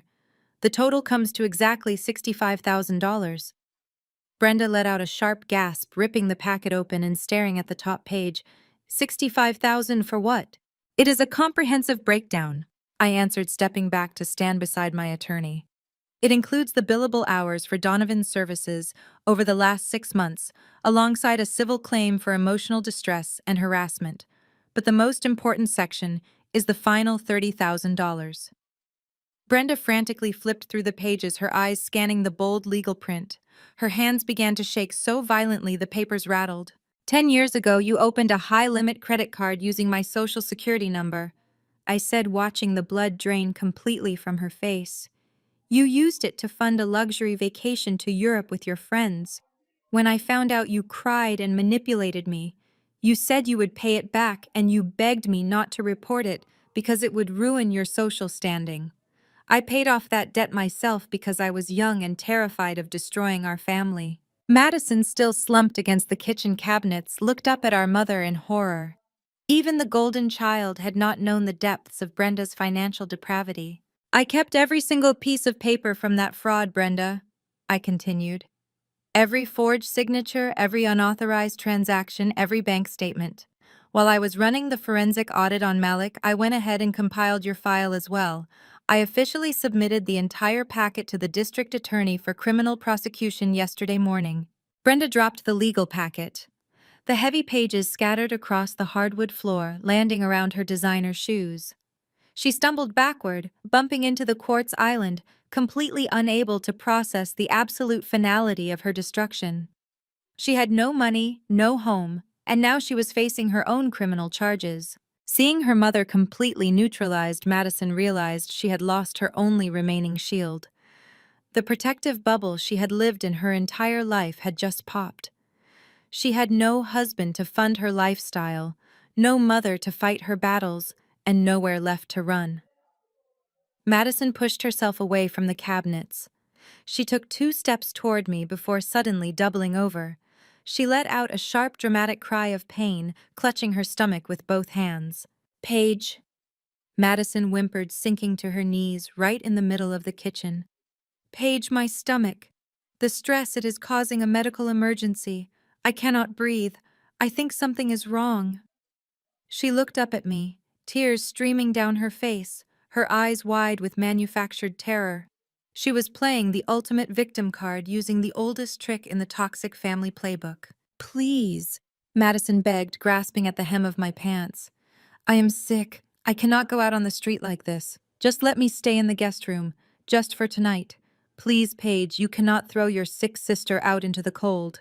Madison collapsed fully onto the hardwood floor, curling her body into a tight, trembling ball. She clutched her stomach, her manicured nails digging into her expensive silk blouse. She let out a series of ragged, high-pitched gasps, squeezing her eyes shut, as if she were in the grip of blinding, unimaginable agony. I cannot breathe. Madison wheezed, her chest heaving dramatically. My chest is tight. Everything is going dark. Paige, please, you are killing me. Brenda, who had been staring blankly at the $65,000 invoice scattered around her shoes, snapped out of her paralyzed state. The sight of her golden child writhing on the floor reignited her toxic maternal instincts. She found her opening a golden opportunity to shift the narrative away from her own federal crimes and paint me as the ultimate villain. Brenda threw herself onto her knees beside Madison, pulling her daughter's head into her lap. Look what you are doing to your sister! Brenda shrieked, her voice echoing violently through the foyer. She glared up at me, her face twisted with a mixture of feigned terror and malicious accusation. You are murdering her, Paige. She is having a heart attack. Help her. Somebody help my baby. The sheer volume of Brenda's screaming caught the attention of the local deputies who had stepped out onto the front porch. The heavy wooden door swung open, and the taller deputy rushed back into the living room, his hand instinctively dropping to his radio. Seeing a woman convulsing on the floor, his training immediately took over. Dispatch, I need EMS at this location immediately. The deputy barked into his shoulder mic. Possible cardiac event or severe panic attack. Step back, ma'am, give her some air. I did not step back. I stood absolutely still, my arms crossed over my chest, watching the pathetic amateur theater production unfolding on my living room floor. Donovan, standing beside me with my son safely in his arms, raised a single skeptical eyebrow. Within 6 minutes, the wail of a local ambulance pierced the quiet atmosphere of the neighborhood. The flashing red and white lights painted the front windows as 2 paramedics rushed through the open door carrying heavy medical jump bags. What do we have? The lead paramedic asked, sliding to his knees beside Madison. She is going into cardiac arrest, Brenda wailed, clutching Madison's hand. My eldest daughter pushed her into a severe medical crisis. She is under extreme emotional distress because she was just violently evicted from her home. You have to save her. Madison played her part perfectly. She arched her back, letting out a weak, fluttery moan, her eyelids fluttering as if she were hovering on the very brink of consciousness. I stepped over the scattered legal documents and walked directly up to the paramedics. She is not having a heart attack. I stated, my voice calm, flat, and entirely devoid of sympathy. And she is not losing consciousness. She is simply backed into a financial corner, and this is her standard operational procedure. The lead paramedic paused, a blood pressure cuff half unrolled in his hands. He looked up at me, his brow furrowing in confusion. 3 years ago, when the bill for our father's funeral arrived, she pulled this exact same stunt. I continued, speaking loudly enough for the deputies and Brenda to hear every single word. She threw herself onto the carpet of the funeral director's office, clutching her throat and claiming she could not breathe. She hyperventilated until the director felt so incredibly sorry for her that he let her waive her half of the expenses. I paid the entire $20,000 bill out of my own pocket, while she miraculously recovered in the parking lot, just in time to make a bottomless brunch reservation. Madison's fluttering eyelids snapped open for a fraction of a second, glaring at me with pure venom before she quickly squeezed them shut again and let out another exaggerated groan. Check her vitals, I told the paramedic, gesturing toward my sister. I guarantee you she is perfectly fine. The paramedic narrowed his eyes. He strapped the blood pressure cuff around Madison's arm and slipped a pulse oximeter onto her index finger. He tapped a button on his portable monitor, waiting in absolute silence as the machine calibrated. The monitor beeped softly, projecting bright green digital numbers into the tense room. The paramedic looked at the screen, then looked down at Madison. His professional urgency completely evaporated, replaced by a hard, unamused glare. Her oxygen saturation is at 99%, the paramedic announced, his voice echoing loudly in the quiet room. Her heart rate is a perfectly steady 72 beats per minute. Her blood pressure is 120/80. She has the vitals of a resting athlete. Brenda froze. Her wailing stopped instantly, her mouth hanging open as her ultimate distraction tactic crumbled into dust. The paramedic ripped the Velcro cuff off Madison's arm and snatched the monitor off her finger. He leaned over her, invading her personal space, completely fed up with being used as a pawn in a wealthy suburban family dispute. Ma'am, the paramedic said, his tone dripping with absolute authority. Faking a medical emergency to intentionally delay a lawful police order is a Class B misdemeanor in this state. If I have to load you onto my stretcher, you are going to the hospital in the back of a police cruiser in handcuffs. Madison's agonizing, life-threatening distress vanished into thin air. She sat bolt upright on the hardwood floor, her breathing instantly returning to normal.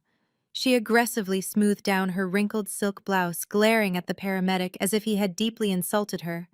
She scrambled to her feet, grabbing her designer purse off the floor, miraculously cured of her terminal stress. The taller deputy, who had been watching the entire exchange from the entryway, finally reached his absolute limit. He stepped into the center of the living room, resting his hand firmly on his utility belt. He had spent the last hour dealing with federal warrants, stolen firearms, and fake cardiac arrests. He was entirely done. This circus ends right now, the deputy barked, pointing a rigid finger directly at the front door. I am issuing a lawful order. You two have exactly 60 seconds to vacate this property. If you are still standing on this hardwood floor at minute 1, I am putting both of you in handcuffs for criminal trespassing and fraud. Move. Madison did not need to be told twice. Terrified by the reality of a jail cell, she practically sprinted toward the door, leaving her mother standing alone in the center of the wreckage. But Brenda did not move. She looked around the room, staring at the $65,000 invoice on the floor, the red folder of federal evidence on the island, and the back of her golden child retreating into the night. She had no husband. She had no retirement. She had no home.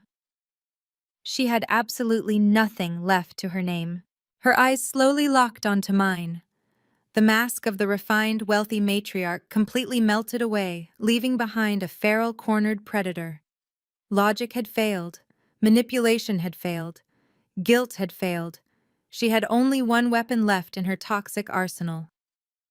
Brenda lunged forward, her hands curling into claws as she made one final desperate grab for power. "You will not do this to me," Brenda shrieked, slamming her hands down onto my quartz island and leaning over the counter. "I am your mother. You owe me your life. I co-signed the original loan on this house 10 years ago. Paige, you think you can just throw me out? I have squatter's rights. I have tenant rights. I will tie this property up in civil litigation for the next decade. I will drag you through the mud until you have nothing left." The taller deputy immediately stepped forward physically, inserting his large frame between Brenda and the quartz island. He rested his hand firmly on the metal handcuffs clipped to his tactical belt, his expression hardening into a mask of zero tolerance. 50 seconds, the deputy stated, his voice echoing with absolute authority. "Squatters' rights do not apply when you are actively committing a crime on the premises. You are currently trespassing. If you do not walk out that front door right now, I will physically drag you out in irons." Brenda froze. She looked at the deputy's hand resting on his restraints, then looked at the red federal evidence folder still sitting on my counter. The reality of her situation finally penetrated her profound delusion. She could not tie my property up in civil litigation because she was entirely exposed to criminal prosecution. Her financial threats were useless. Her legal threats were completely hollow. She was trapped. But Brenda was a cornered predator, and when predators lose their primary weapons, they resort to the most vicious, desperate tactics available. Her face contorted into something truly grotesque. The mask of the refined, affluent matriarch peeled away, revealing the bitter, toxic core underneath. She slowly turned her head, looking down the long hallway that led to the nursery where my son was sleeping. If she could not destroy my bank account, she was determined to burn my character to the ground. "You think you are so perfect," Brenda spat, her voice dropping into a low, venomous sneer. "You stand there acting like you are completely untouchable. But you are nothing but a single mother playing house. Do not think for 1 second I do not know your dirty little secret about baby Leo." I did not flinch. I stood my ground, physically blocking her line of sight to the hallway. "I know exactly who the donor is," Brenda threatened, her voice rising to a hysterical, triumphant pitch. She pointed a shaking, manicured finger directly at my face, fully believing she had found my fatal weakness. "I will drag his name through the mud. I will call every single person back home. I will make sure the entire family, the entire neighborhood, and the entire country club knows exactly what kind of loose woman you really are. You will be a complete pariah. You will have absolutely no one left." I stared at her, feeling a cold wave of recognition wash over me. This was her ultimate weapon. This was her standard operating procedure. Brenda had always used reputation to control the narrative in our hometown. She weaponized gossip like a precision strike.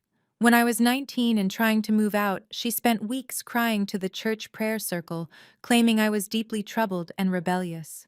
She whispered malicious lies to my aunts and uncles, systematically isolating me from the extended family before I even understood what was happening. She controlled the flow of information using manufactured scandal to elevate Madison and completely ostracize me. She honestly believed that threatening me with social ruin would force me to surrender. I looked at her flushed, triumphant face, and then I let out a slow, deeply satisfying sigh. "Go ahead, Brenda," I challenged her, my voice ringing with absolute chilling calm. "Make your phone calls. Call the country club. Call the family. Scream it from the rooftops. But you are going to look incredibly foolish." Brenda's finger wavered in the air. Her eyes darted back and forth, searching my face for any sign of panic. She found none. "The donor is a closed, anonymous medical file protected by federal HIPAA regulations," I stated, dismantling her threat with cold, hard logic. "You know absolutely nothing. You do not have a name, you do not have a face, and you do not have a story. You are making empty threats based on pure desperation." Brenda's jaw slackened. The triumphant fire in her eyes extinguished instantly. "And furthermore," I continued stepping closer to her and delivering the final crushing blow. Your petty hometown gossip has absolutely no power here in Seattle. We are 2,000 miles away from your toxic little social circle. My life, my business, my clients, and my friends are entirely beyond your reach. You cannot isolate me anymore, Brenda. You are completely irrelevant. The absolute truth of my words hit her like a physical strike. She stumbled backward, her mouth opening and closing without producing a single sound. Her ultimate trump card was a complete blank. She had no leverage left. Madison watched this entire exchange from her spot near the front door. Her wide, mascara-streaked eyes darted between me and our mother. The realization crashed over Madison with devastating clarity. Her mother had no power. Her mother had no money. Her mother could not manipulate the police, could not extort me, and could not save them from the street. The protective bubble of the golden child was officially destroyed. Madison's expression shifted. The panic and manufactured tears vanished, replaced instantly by a feral, unhinged rage. She realized that everything she had lost today, the money, the cars, the status, was the direct result of following Brenda's toxic playbook. Madison turned her head, locking her furious gaze onto her mother. "This is your fault," Madison screamed, her voice cracking with raw, unadulterated hatred. Brenda flinched, turning toward her favorite daughter in shock. "Madison, sweetie, calm down. We will figure this out." "You ruined my life," Madison shrieked, taking a menacing step toward Brenda. "If you had not constantly demanded a rich son-in-law, I never would have stayed with Malik. You pushed me into this. You told me to ignore the red flags. You told me the money was all that mattered. You made me a criminal."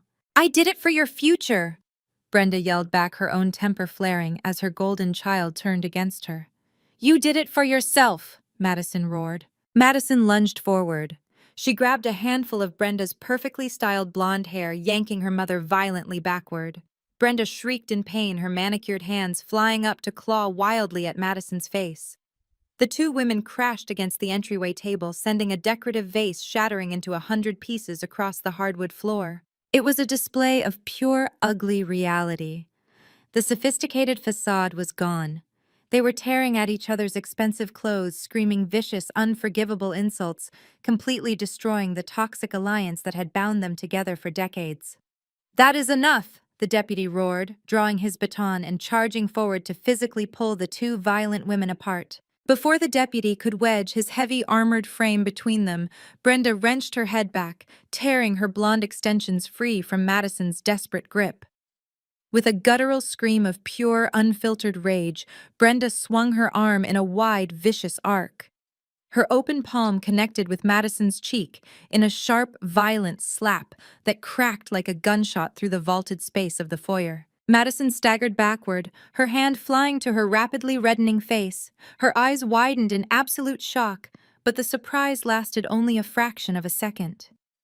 The golden child, completely stripped of her pampered entitlement and facing total ruin, lunged forward with both hands out. She shoved her mother squarely in the chest with all her body weight. Brenda flew backward, her designer heels sliding uselessly against the polished oak floorboards. She collided violently with the tall marble pedestal standing near the front door. The heavy ceramic planter resting on top of it wobbled, tipped, and came crashing down, exploding into 1,000 jagged shards of terracotta and wet potting soil right over Brenda's legs. I stood silently behind the safety of the kitchen island, adjusting my sleeping son against my shoulder, and simply watched them. This was the ultimate poetic irony. I had spent my entire childhood being relentlessly policed by these two women. Brenda had subjected me to hours of grueling lectures on proper etiquette, poise, and public presentation. She had severely punished me for laughing too loudly at restaurants or wearing clothes she deemed insufficiently elegant. Madison had constantly scoffed at my career, calling my work attire cheap and my lifestyle unrefined. They had dedicated their entire existences to cultivating and fiercely protecting the illusion of perfect family optics. They demanded absolute compliance to maintain their flawless country club image, eagerly sweeping decades of profound emotional abuse under the rug to ensure the neighbors never suspected a single crack in their pristine foundation.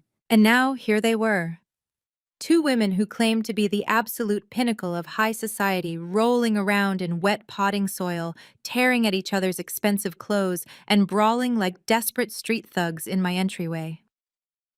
They had completely shed their dignity, finally exposing the ugly, hollow core that had always existed just beneath their expensive makeup. The taller deputy did not hesitate again. He holstered his baton, grabbed Brenda by the shoulder of her torn silk blouse, and forcefully yanked her to her feet. He spun her around with zero hesitation, pinning her face first against the wall. "Get your hands behind your back right now." The deputy commanded, his knee pressing firmly against the back of Brenda's legs to keep her immobilized. The second deputy moved just as swiftly. He grabbed Madison's wrists as she tried to claw her way back toward her mother. He twisted her arms behind her back with practiced mechanical efficiency, completely ignoring her high-pitched squeals of protest. "You are hurting me!" Madison shrieked, kicking her heels against the floorboards. "Let go of me, I am the victim here. She hit me first. You cannot arrest me. My husband is a—" She cut herself off, suddenly remembering that her husband was currently sitting in a federal transport vehicle facing decades in a penitentiary. "You are both under arrest." The lead deputy announced, his heavy steel handcuffs ratcheting tightly around Brenda's wrists with a series of sharp metallic clicks. "You are being charged with domestic battery, criminal mischief, and destruction of property. You have the right to remain silent.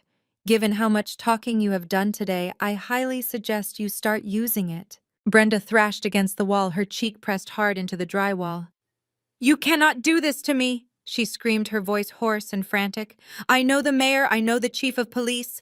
I am Brenda Sterling. You have absolutely no right to put your hands on me. I will have your badge for this." "Ma'am, the chief of police does not care about you," the deputy replied coldly, pulling her back from the wall and forcing her to face the front door. "And right now, the only place you are going is the county holding cell." The second deputy clicked his cuffs around Madison's wrists, effectively neutralizing the golden child. Madison began to hyperventilate, actual genuine panic finally setting in as the cold steel bit into her skin. "Paige." Madison sobbed, her mascara running in thick black rivers down her cheeks. She looked at me, her eyes wide with desperate, unadulterated terror. "Paige, please tell them to stop. You cannot let them take me to jail. I have never been to jail. Please, I am your sister. You have to help me."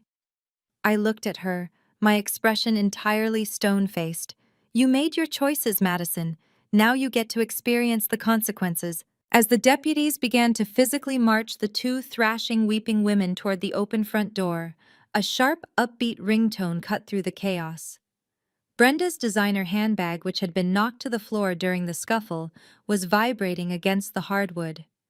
The bright screen illuminated the dark foyer, flashing insistently. Donovan, who had remained perfectly composed and silently observant throughout the entire violent ordeal, stepped forward. He reached down and picked up the ringing phone, glancing at the caller ID flashing across the screen. He did not answer it, but he held the screen up so Brenda could see the name clearly as she was being hauled past him. Brenda's eyes locked onto the glowing text. Her thrashing ceased instantly. The remaining color completely drained from her face, leaving her looking sickly hollow and suddenly very old. "That is your property management company," Donovan stated, his voice calm, surgical, and absolutely devastating. "I took the liberty of calling your landlord earlier this afternoon, Brenda. I informed them that a formal criminal package for identity theft and credit card fraud was being submitted to the district attorney's office today. I also forwarded their legal department a direct copy of the filing." Brenda stopped breathing, her mouth hanging open in silent shock. "As you are well aware," Donovan continued, adjusting his glasses calmly, "your luxury apartment complex has a very strict morality and criminal conduct clause built directly into the lease agreement. The management group does not tolerate active felony investigations on their property." Donovan tapped the volume button, silencing the ringing phone, and dropped it back into her open purse on the floor. "They are calling to inform you that your lease has been immediately terminated," Donovan finalized, dropping the ultimate crushing weight of reality onto her shoulders. "You have 72 hours to have someone remove your belongings, or they will be placed on the curb. You are officially evicted." The deputies did not give them a single second to process the devastating reality of their eviction. With their hands firmly cuffed behind their backs, Brenda and Madison were marched roughly through the shattered remains of the ceramic planter and out the front door. The cool, crisp night air rushed into the foyer, clearing out the suffocating tension that had choked my home for the past hour. The flashing red and blue lights of the two police cruisers parked in my driveway illuminated the wreckage of their carefully curated lives. Brenda, the self-proclaimed matriarch of high society, looked feral. Her expensive silk blouse was torn at the shoulder. Her blonde hair was tangled in a wild mess, and her face was smeared with dirt and mascara. Madison looked equally destroyed, her designer heels dragging against the concrete walkway as she stumbled forward in sheer panic. As the taller deputy opened the rear door of the cruiser and guided Brenda toward the hard plastic seat, she dug her heels into the pavement. She twisted her neck, locking her desperate, terrified eyes on me as I stood safely in the illuminated threshold of my home. The venom, the superiority, and the endless manipulation had completely vanished. All that remained was raw, pathetic panic. "Paige, wait," Brenda sobbed, her voice cracking loudly enough to echo down the quiet suburban street. She thrashed against the deputy's hold, refusing to get into the vehicle. "Please, you have to tell them to stop. Tell them this was just a massive misunderstanding. We are your family. We are your blood. You cannot let your own mother go to a jail cell. Please, Paige." Hearing her mother beg, Madison broke down completely. She leaned against the side of the second police cruiser, weeping with loud, heaving gasps. "I will lose everything, Paige!" Madison shrieked, the reality of a criminal record finally piercing her golden child delusion. "My friends, my reputation, my entire life. You cannot do this to us. We are blood, we are family, you have to save us. You—" I stepped forward, crossing my arms over my chest as the cool wind brushed against my face. I looked at the two women who had tormented me for my entire existence. I looked at the mother who had always made me feel small, and the sister who had constantly mocked my choices. I remembered the years of isolation, the cruel whispers, and the endless campaigns to destroy my self-esteem. And as I looked at them crying in the driveway, I realized something profound. I felt absolutely nothing. There was no guilt, no pity, and no lingering attachment. "Blood just means we share genetic material," I stated, my voice ringing clear, flat, and devoid of any empathy. "Family protects each other. Family supports each other. Family does not show up in the middle of the night to extort money. You did not come here tonight to visit me. You came here with federal evidence, fake medical emergencies, and malicious lies to steal my home and take my son away from me." I paused, making sure they heard every single syllable of my next sentence. "You are not my family," I told them coldly. "You are nothing but strangers to me." Before Brenda could open her mouth to formulate another desperate, manipulative excuse, Donovan stepped out onto the porch beside me. He held a thick stack of legal documents securely attached to a rigid clipboard. He walked down the porch steps with absolute professional composure, approaching the deputies and nodding respectfully before turning his sharp attention to Brenda and Madison. "These are copies of the court-approved permanent restraining order," Donovan announced, his voice carrying the undeniable edge of a seasoned attorney. He held the documents up so the flashing police lights illuminated the bold signature of a superior court judge at the bottom of the page. "This is a permanent no-contact directive. As of this exact moment, you are legally forbidden from coming within 500 yards of Paige, her son Leo, her residence, or any of her associated properties." Donovan stepped closer to the cruisers. He tucked the thick packet of paperwork securely into the pocket of Brenda's torn blouse, then placed a duplicate copy in Madison's jacket pocket. "If you attempt to call her, text her, email her, or send third-party messages through your remaining country club friends, you will be in direct violation of this order." Donovan continued, his tone clinical and absolute. "And since you are both currently implicated in an active federal fraud investigation, violating this order will not result in a simple misdemeanor charge. It will result in an immediate transfer to federal lockup without the possibility of bail. Do you understand?" Brenda stared down at the paperwork protruding from her pocket. The fight completely drained out of her. She was a broken, bankrupt woman with no home, no allies, and a looming federal indictment. She had played her final card and lost everything. She slumped forward in total defeat, allowing the deputy to push her head down and guide her into the back of the cruiser. Madison followed suit, sobbing uncontrollably as the heavy car doors slammed shut behind them, sealing them inside the cages they had built for themselves. The deputies gave Donovan and me a final respectful nod before sliding into the front seats of their vehicles. The powerful engines roared to life, breaking the stillness of the night.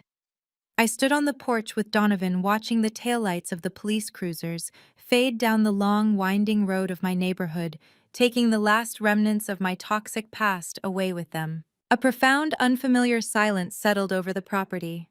I let out a long, slow breath, feeling the crushing weight of 3 decades of manipulation finally lift off my shoulders. I was safe. My home was secure. My son was sleeping peacefully down the hall. I turned to head back inside, fully believing the nightmare was finally over. But as my hand grasped the front door handle, a sudden glint of light caught my eye. I paused, turning my head back toward the street. Parked at the very end of the cul-de-sac, half hidden in the deep shadows of the large ancient oak trees, an unfamiliar black sedan was idling quietly. The headlights were turned off, but the faint bluish glow of a dashboard screen illuminated the distinct silhouette of a driver staring directly at my house. The police cruisers were long gone, but the strange car remained absolutely motionless in the dark, watching my every move. I felt a sudden icy chill run down my spine as Donovan stepped up beside me, his eyes locking onto the exact same vehicle. The drama was not entirely over yet. The black sedan idling at the end of the cul-de-sac finally shifted into gear. Its bright LED headlights flared to life, cutting through the darkness and temporarily blinding Donovan and me as the vehicle slowly rolled forward. It did not just pass by. The heavy polished Mercedes glided directly into my driveway, the tires crunching softly against the concrete, pulling up right to the exact spot where the police cruisers had been parked just moments ago. The driver's side door swung open and a wave of heavy, suffocating floral perfume immediately assaulted the crisp night air. Aunt Beatrice stepped out into the driveway. She smoothed down her impeccably tailored cashmere coat and adjusted the massive diamond rings on her fingers. Beatrice was my mother's older sister, and in many ways, she was the upgraded, fully funded version of Brenda. While my mother operated on manipulation and manufactured guilt, Beatrice operated on cold, hard cash. She was the ultimate family enabler, the deep pockets who had continuously bankrolled Brenda's toxic lifestyle for the past decade, buying her way out of consequences and paying off anyone who dared to question their pristine family image. Beatrice reached into the back seat of her luxury sedan and pulled out a massive, ostentatious gift box wrapped in silver paper and tied with a ridiculously large silk ribbon. She slammed the car door shut and marched up my front walkway with the absolute unquestionable entitlement of a woman who fully expected the world to bow at her feet.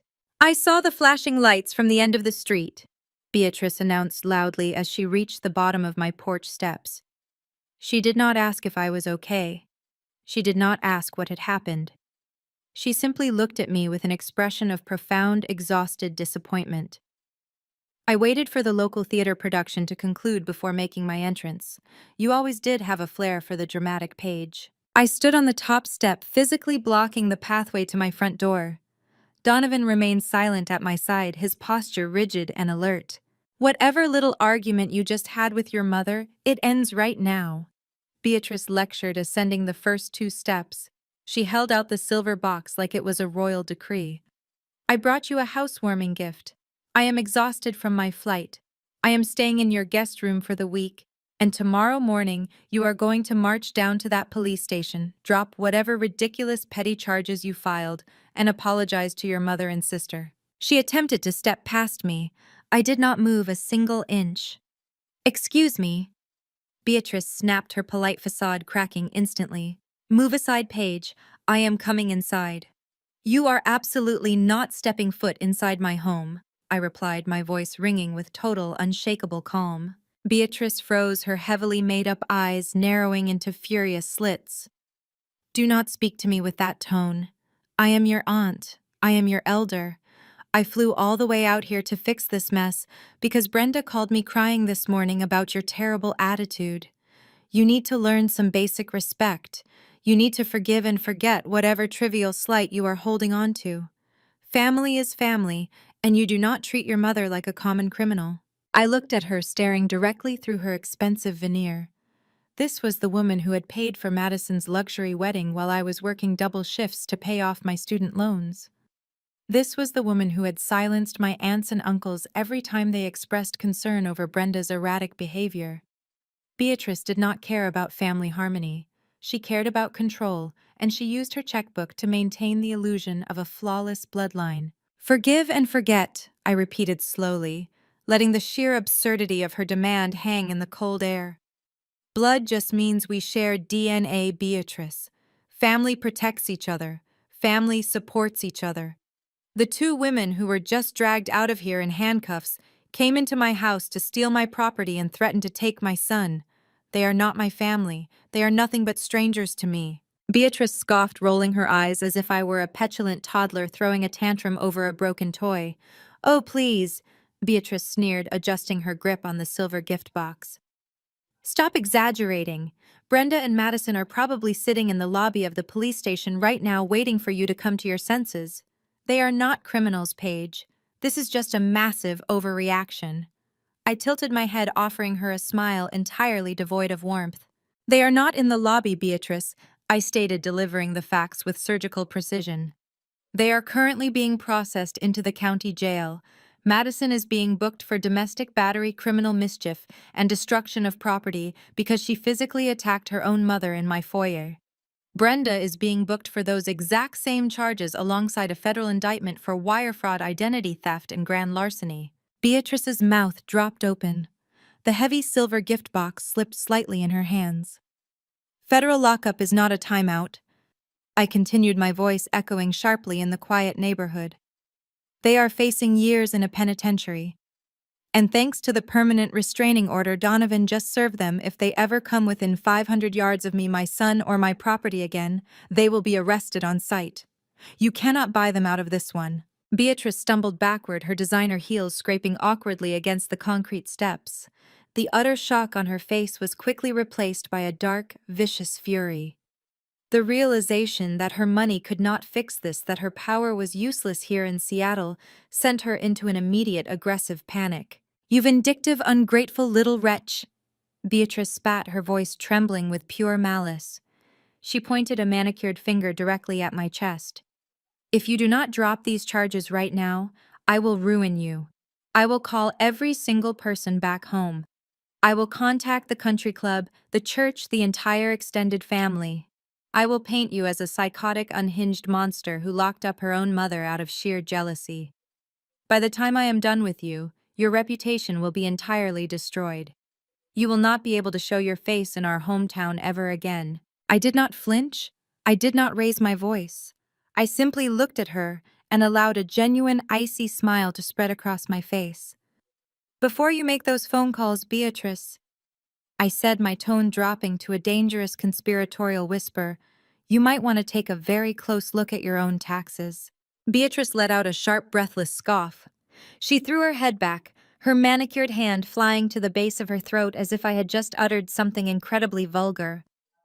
For a split second, she attempted to maintain her arrogant, superior posture, relying on the decades of unchecked authority she had wielded over our entire extended family. My taxes! Beatrice repeated, her voice dripping with venomous condescension. Are you out of your mind? I have the best accounting firm in the state on my payroll. My finances are impeccable. Do not think you can stand on this porch and throw baseless, pathetic bluffs at me, Paige. I am not Brenda. You cannot intimidate me with empty threats. I will bury you in defamation lawsuits before you even wake up tomorrow morning. She took an aggressive step forward, her expensive cashmere coat catching the breeze. She fully expected me to back down. She expected the ingrained childhood fear of her wealth and power to force me into submission. Instead, I took a step down to meet her, closing the distance until I could smell the sharp, overpowering scent of her designer perfume. I am not bluffing, Beatrice, I said, my voice dropping into a register so cold and factual that it caused her to freeze in her tracks.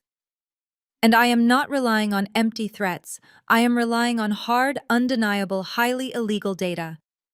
Beatrice's eyes darted to Donovan, who stood silently on the porch above us, his arms crossed, watching her with the detached curiosity of a predator observing cornered prey.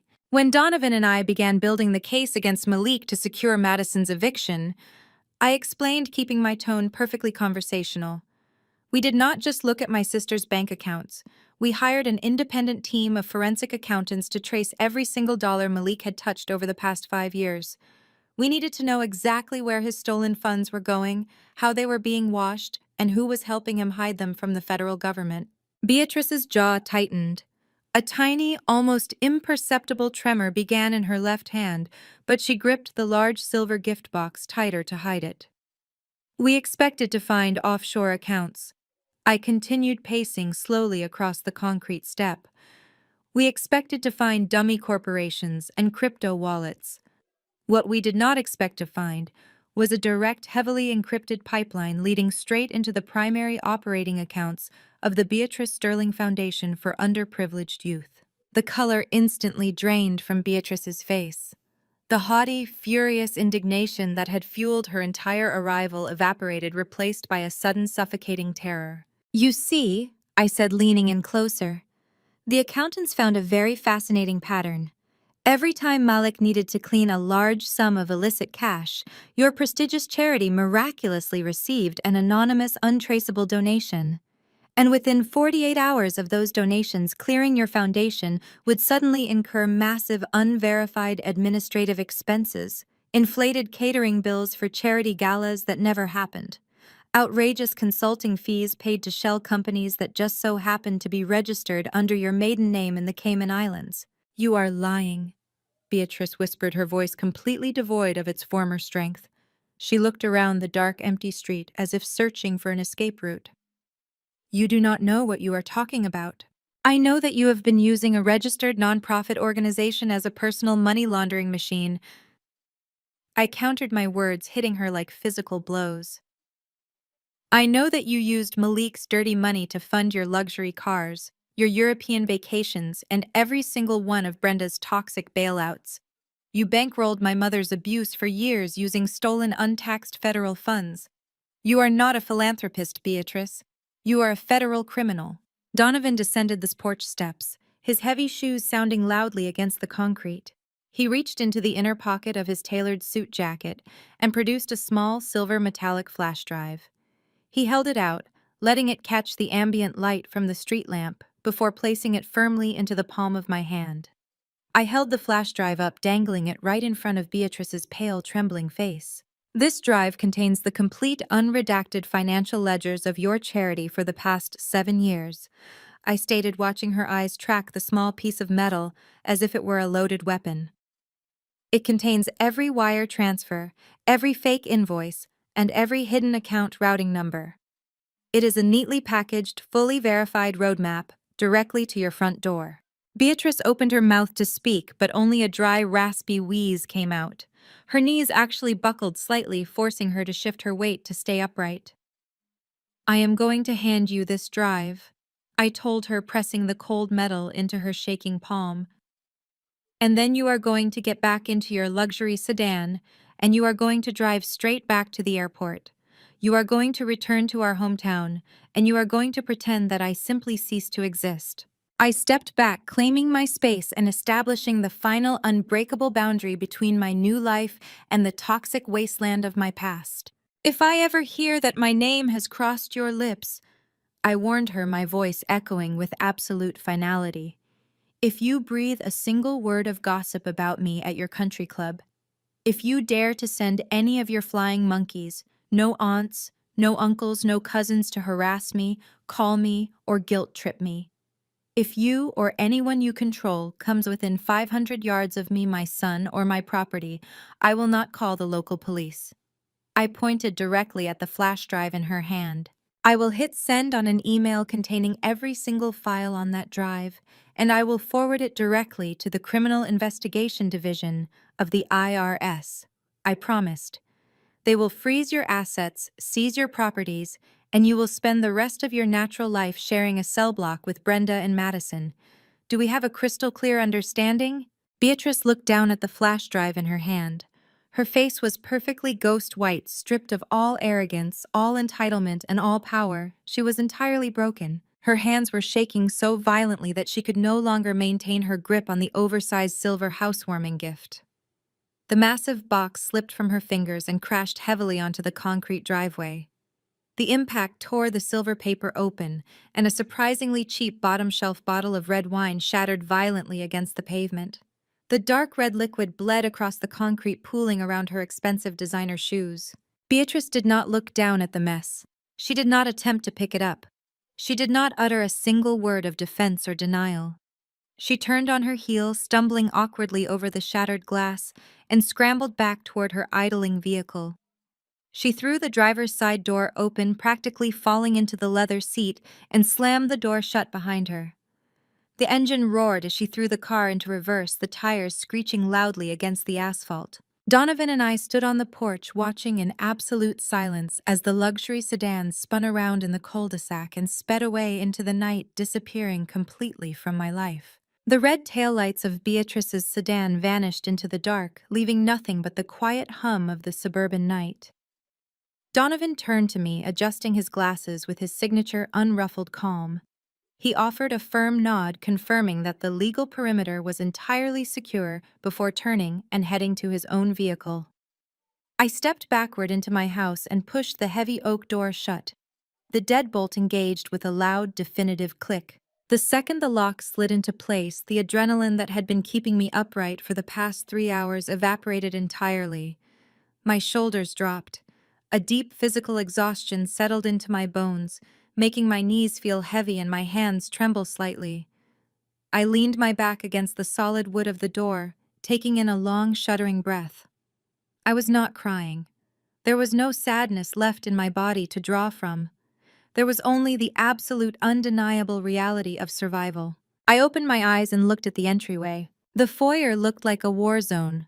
Wet potting soil was ground deep into the custom floorboards. Jagged shards of terracotta from the shattered ceramic planter were scattered across the entry rug. A few stray threads of expensive silk from Brenda's ruined blouse clung to the sharp edge of the marble pedestal. But what caught my attention the most were the harsh black scuff marks marring the polished oak. I could clearly trace the overlapping streaks of chaos. There were the frantic, desperate heel marks from Madison, fighting the deputies, overlapping with the heavy, dark rubber streaks from where Malik had been forcefully taken down and pinned to the floor earlier that evening. Staring at those black marks, a visceral memory from my childhood hit me with stunning clarity. Growing up, our house had been a museum of suppressed violence and perfectly staged optics.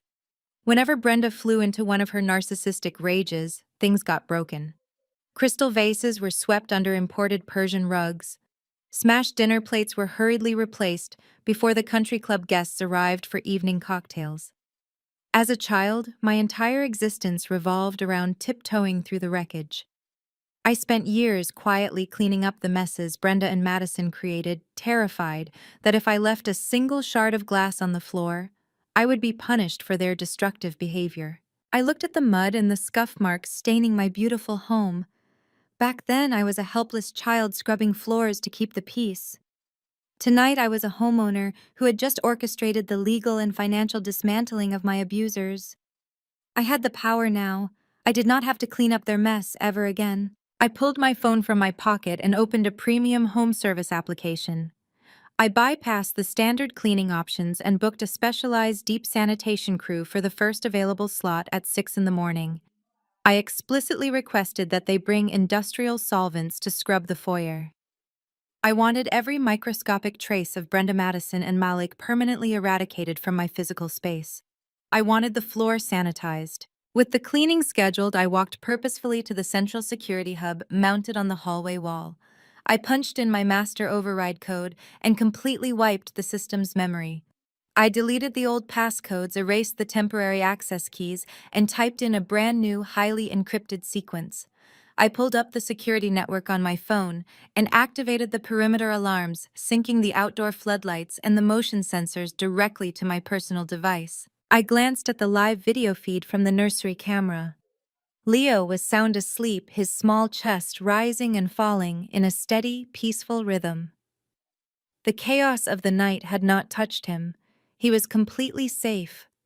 I had successfully defended our fortress. I had reclaimed my space, my peace, and my life. I walked into the kitchen, poured myself a tall glass of cold water, and sat heavily on the stool at the kitchen island. I relished the absolute silence of my home. A sudden vibration against the granite countertop broke the quiet. My phone illuminated, displaying Donovan's name across the screen. I answered immediately, knowing my attorney never called this late, unless a major development had occurred. "I apologize for the late hour, Paige," Donovan said, his voice thrumming with an uncharacteristic edge of excitement. "But I just got off the phone with the lead federal agent handling Malik's indictment. I knew you would want to hear this before you went to sleep." "Tell me," I instructed, taking a sip of water. "When the FBI raided Malik's office and seized his hidden servers earlier today, they cracked his primary encryption faster than anticipated," Donovan explained. "They finally hit the bottom of his money laundering sinkhole. Malik was not just funneling small amounts to Beatrice's fake charity. He had set up a massive offshore holding account in the Cayman Islands to hide the bulk of the assets he hijacked from your business." I sat up straighter, my grip tightening around the glass. "Because you provided the forensic audit that served as the foundational evidence for the federal raid," Donovan continued, delivering the ultimate victory. "The district attorney is classifying you as the primary victim of his corporate embezzlement. They have already frozen the offshore accounts. The federal prosecutors are fast-tracking your victim compensation package." I stopped breathing for a fraction of a second as the magnitude of his words settled in. "They are not just recovering your stolen business assets, Paige," Donovan finalized, his tone echoing with sheer triumph. "They are liquidating Malik's fraudulent holdings to pay you direct damages. There is a massive sum of federal restitution money headed directly into your accounts. You are about to walk away from this exponentially wealthier than when you started." Exactly 1 week later, I sat in the plush leather chair across from Donovan, inside his sprawling downtown office. The panoramic windows offered a pristine view of the Seattle skyline, but my entire focus was locked on the thick, heavily tabbed manila folder resting on the polished mahogany desk between us. Donovan opened the folder with the surgical precision I had come to expect from him. He slid a single crisp sheet of paper toward me. It was the finalized federal restitution summary. I stared at the bold black numbers printed at the bottom of the page, my mind struggling to process the sheer magnitude of the digits. "The federal authorities completely liquidated Malik's offshore holdings," Donovan explained, his voice projecting absolute satisfaction. "Because we provided the unredacted evidence that initiated the raid, the district attorney prioritized your victim compensation package. Every single dollar Malik siphoned from your business has been recovered. Furthermore, the court seized his personal assets to pay you direct punitive damages." I ran my index finger over the staggering total. The amount sitting in my newly secured accounts was not just a full recovery.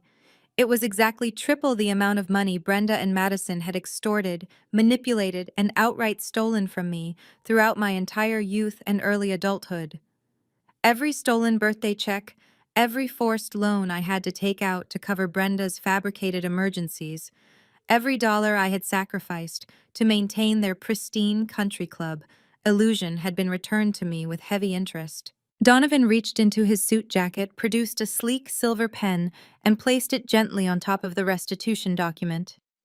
He then slid 3 more packets of paper across the desk. "These are the final victim impact affidavits against your mother and sister," Donovan stated, his tone shifting back to strict legal formality. "Your signature on these pages will finalize the district attorney's plea agreement." I picked up the heavy silver pen. As I stared at the lines requiring my signature, I waited for the inevitable wave of familial guilt to wash over me. I waited for that familiar, suffocating voice in my head to tell me I was being too harsh, that I owed them loyalty simply because we shared blood. The guilt never arrived. I felt absolutely nothing but cold, undeniable clarity. As the tip of the pen met the textured paper, my mind flashed back to a rare, quiet afternoon I had spent with my father shortly before he passed away. We had been sitting in the garage away from Brenda's screaming demands. He had tapped his temple with a grease-stained finger and looked at me with profound seriousness.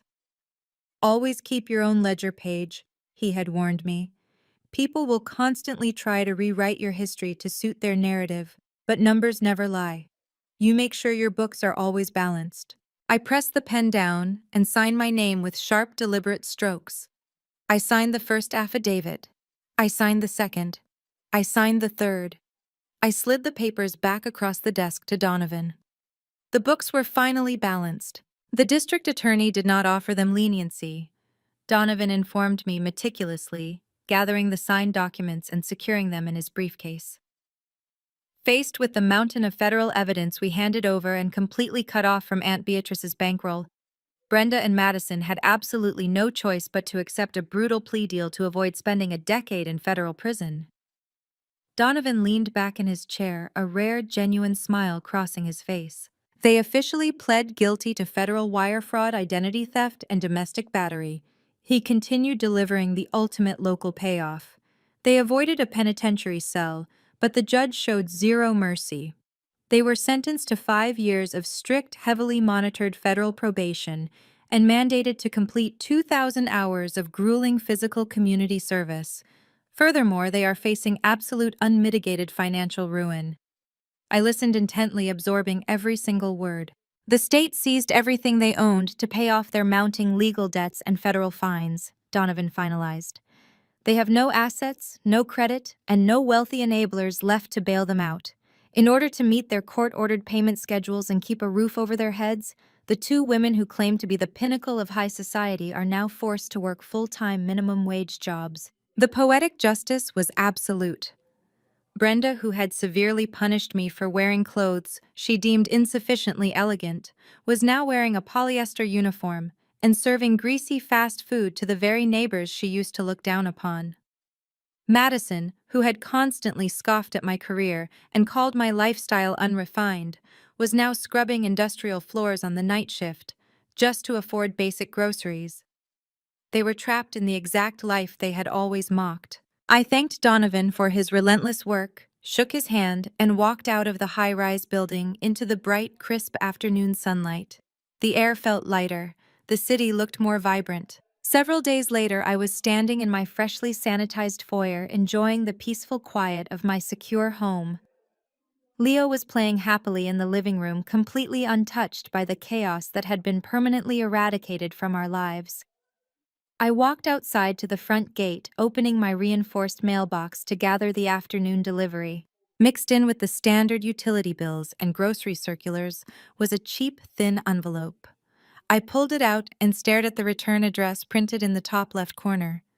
It bore the official insignia of the county holding facility. The handwriting scrawled across the front was frantic, messy, and immediately recognizable. It was from Madison. I stood on the walkway holding the flimsy piece of paper. I knew exactly what was inside. It would be a pathetic, rambling letter filled with manufactured tears, desperate begging, and a fresh wave of toxic manipulation.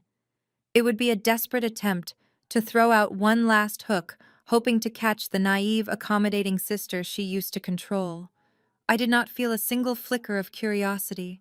I did not care what she had to say. I walked back inside my home, locking the heavy oak door firmly behind me. I bypassed the kitchen and walked straight into my home office. I pressed the power button on the heavy-duty paper shredder sitting next to my desk. The machine hummed to life with a low mechanical growl. Without opening the envelope, without pausing for a single second of hesitation, I fed the letter directly into the metal teeth. I watched as the blades grabbed the cheap paper, ripping the frantic handwriting into 100 tiny, meaningless shreds. The sound of the machine destroying the final piece of their toxic legacy was the most beautiful music I had ever heard. I turned off the shredder, walked back into the living room to my son, and finally began the rest of my life. The mechanical growl of the shredder faded into silence, leaving the house completely still. I walked out of the home office and made my way down the hallway. The thick, dark hardwood floors were solid and unyielding beneath my feet. I opened the door to the nursery and stepped inside. The room was bathed in the soft, warm glow of a small nightlight. The faint, soothing scent of lavender and baby lotion hung in the air, mixing with the quiet hum of the air purifier.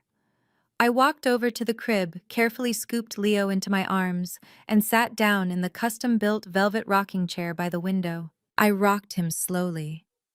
He let out a soft, contented sigh, his tiny hand curling into the fabric of my shirt. I closed my eyes and listened to the absolute tranquility of the house. There was no screaming echoing through the drywall. There was no sound of shattering glass from the kitchen. There was no frantic, suffocating panic about maxed-out credit cards, unpaid utility bills, or impending foreclosures. My childhood had been a terrifying minefield of emotional explosions, a daily exercise in surviving Brenda's narcissistic rages and Madison's vicious entitlement. I had spent the first 2 decades of my life absorbing their toxicity, brainwashed into believing that enduring their abuse was simply the mandatory price of having a family. Looking down at my sleeping son, a profound and unshakable realization washed over me. Cutting Brenda, Madison, Malik, and Beatrice out of my life was not merely an act of self-preservation. It was the most fundamental, fierce act of maternal love I could ever perform. I was the shield. I had absorbed the final desperate blows of that generational curse so that Leo would never have to feel them. He would never know what it was like to be a pawn in a twisted family game. He would never be manipulated for money, shamed for simply existing, or forced to clean up the wreckage of other people's failures. The toxic rot ended permanently with me. 6 months later, the quiet sanctuary of my home was filled with an entirely different kind of noise. It was the rich, vibrant sound of genuine laughter and the clinking of crystal glasses.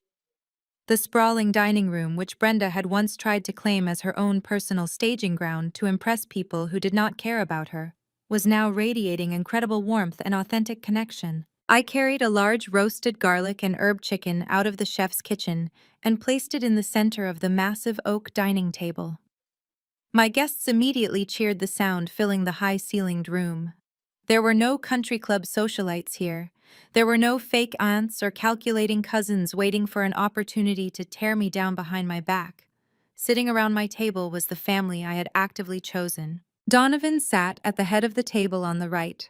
For the first time since I had met him, he had discarded his tailored suit jacket and loosened his silk tie. He was laughing genuinely at a joke told by Sarah, my lead marketing director, and the brilliant woman who had helped me keep my business afloat during Malik's initial sabotage. Next to her sat my college roommate Chloe and her husband, who had driven 3 hours just to be here. These were the people who had offered their unwavering support when I had absolutely nothing to give them in return. They were the ones who stood by me during the darkest hours of the legal battle without demanding a pound of flesh. We passed around heavy ceramic bowls of roasted root vegetables and poured generous glasses of a rich vintage Cabernet.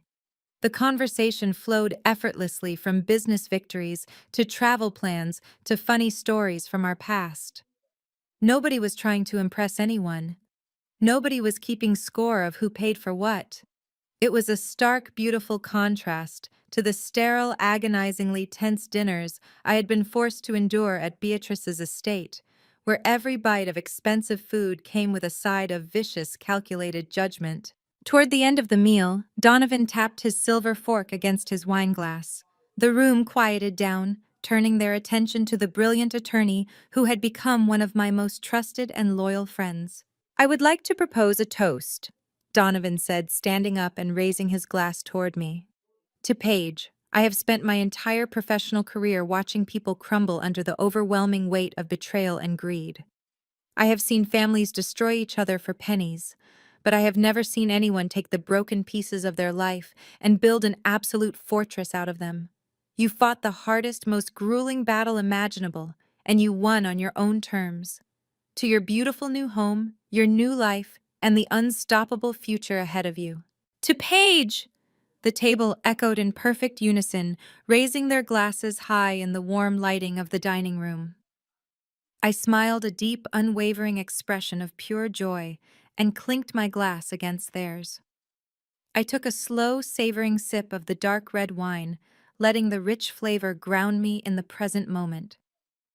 As the table resumed their lively conversation, I pulled my phone from my pocket and tapped the screen. The high-definition baby monitor application opened immediately. Leo was fast asleep in his crib, perfectly secure in a house that I owned free and clear. His future was permanently insulated. The massive federal restitution funds were already locked into heavily protected high-yield trusts bearing his name. He would have access to the best education, the safest environments, and a life completely devoid of the financial terror that had plagued my youth. Brenda was currently working a drive-through window in a grease-stained uniform, forced to smile at customers to survive. Madison was scrubbing industrial floors on the night shift just to afford basic groceries. Malik was sitting in a cramped federal penitentiary cell. Beatrice was living in a state of constant paranoid terror under the watchful eye of the IRS. I did not pity a single one of them. There was no lingering guilt in my heart. There was no toxic forgiveness required. I locked my phone, sets it face down on the polished oak table, and picked up my wine glass. I looked around the room at my true family, my beautiful home, and the peaceful life I had viciously fought to build. The books were perfectly balanced. The war was over. I had won. The story of Paige teaches us that true family is forged through mutual respect and care, not merely bloodlines. For decades, Paige endured emotional and financial abuse from Brenda and Madison, conditioned to believe that enduring their toxicity was simply the mandatory price of familial loyalty. However, her ultimate victory wasn't just the massive financial restitution or witnessing their legal downfall.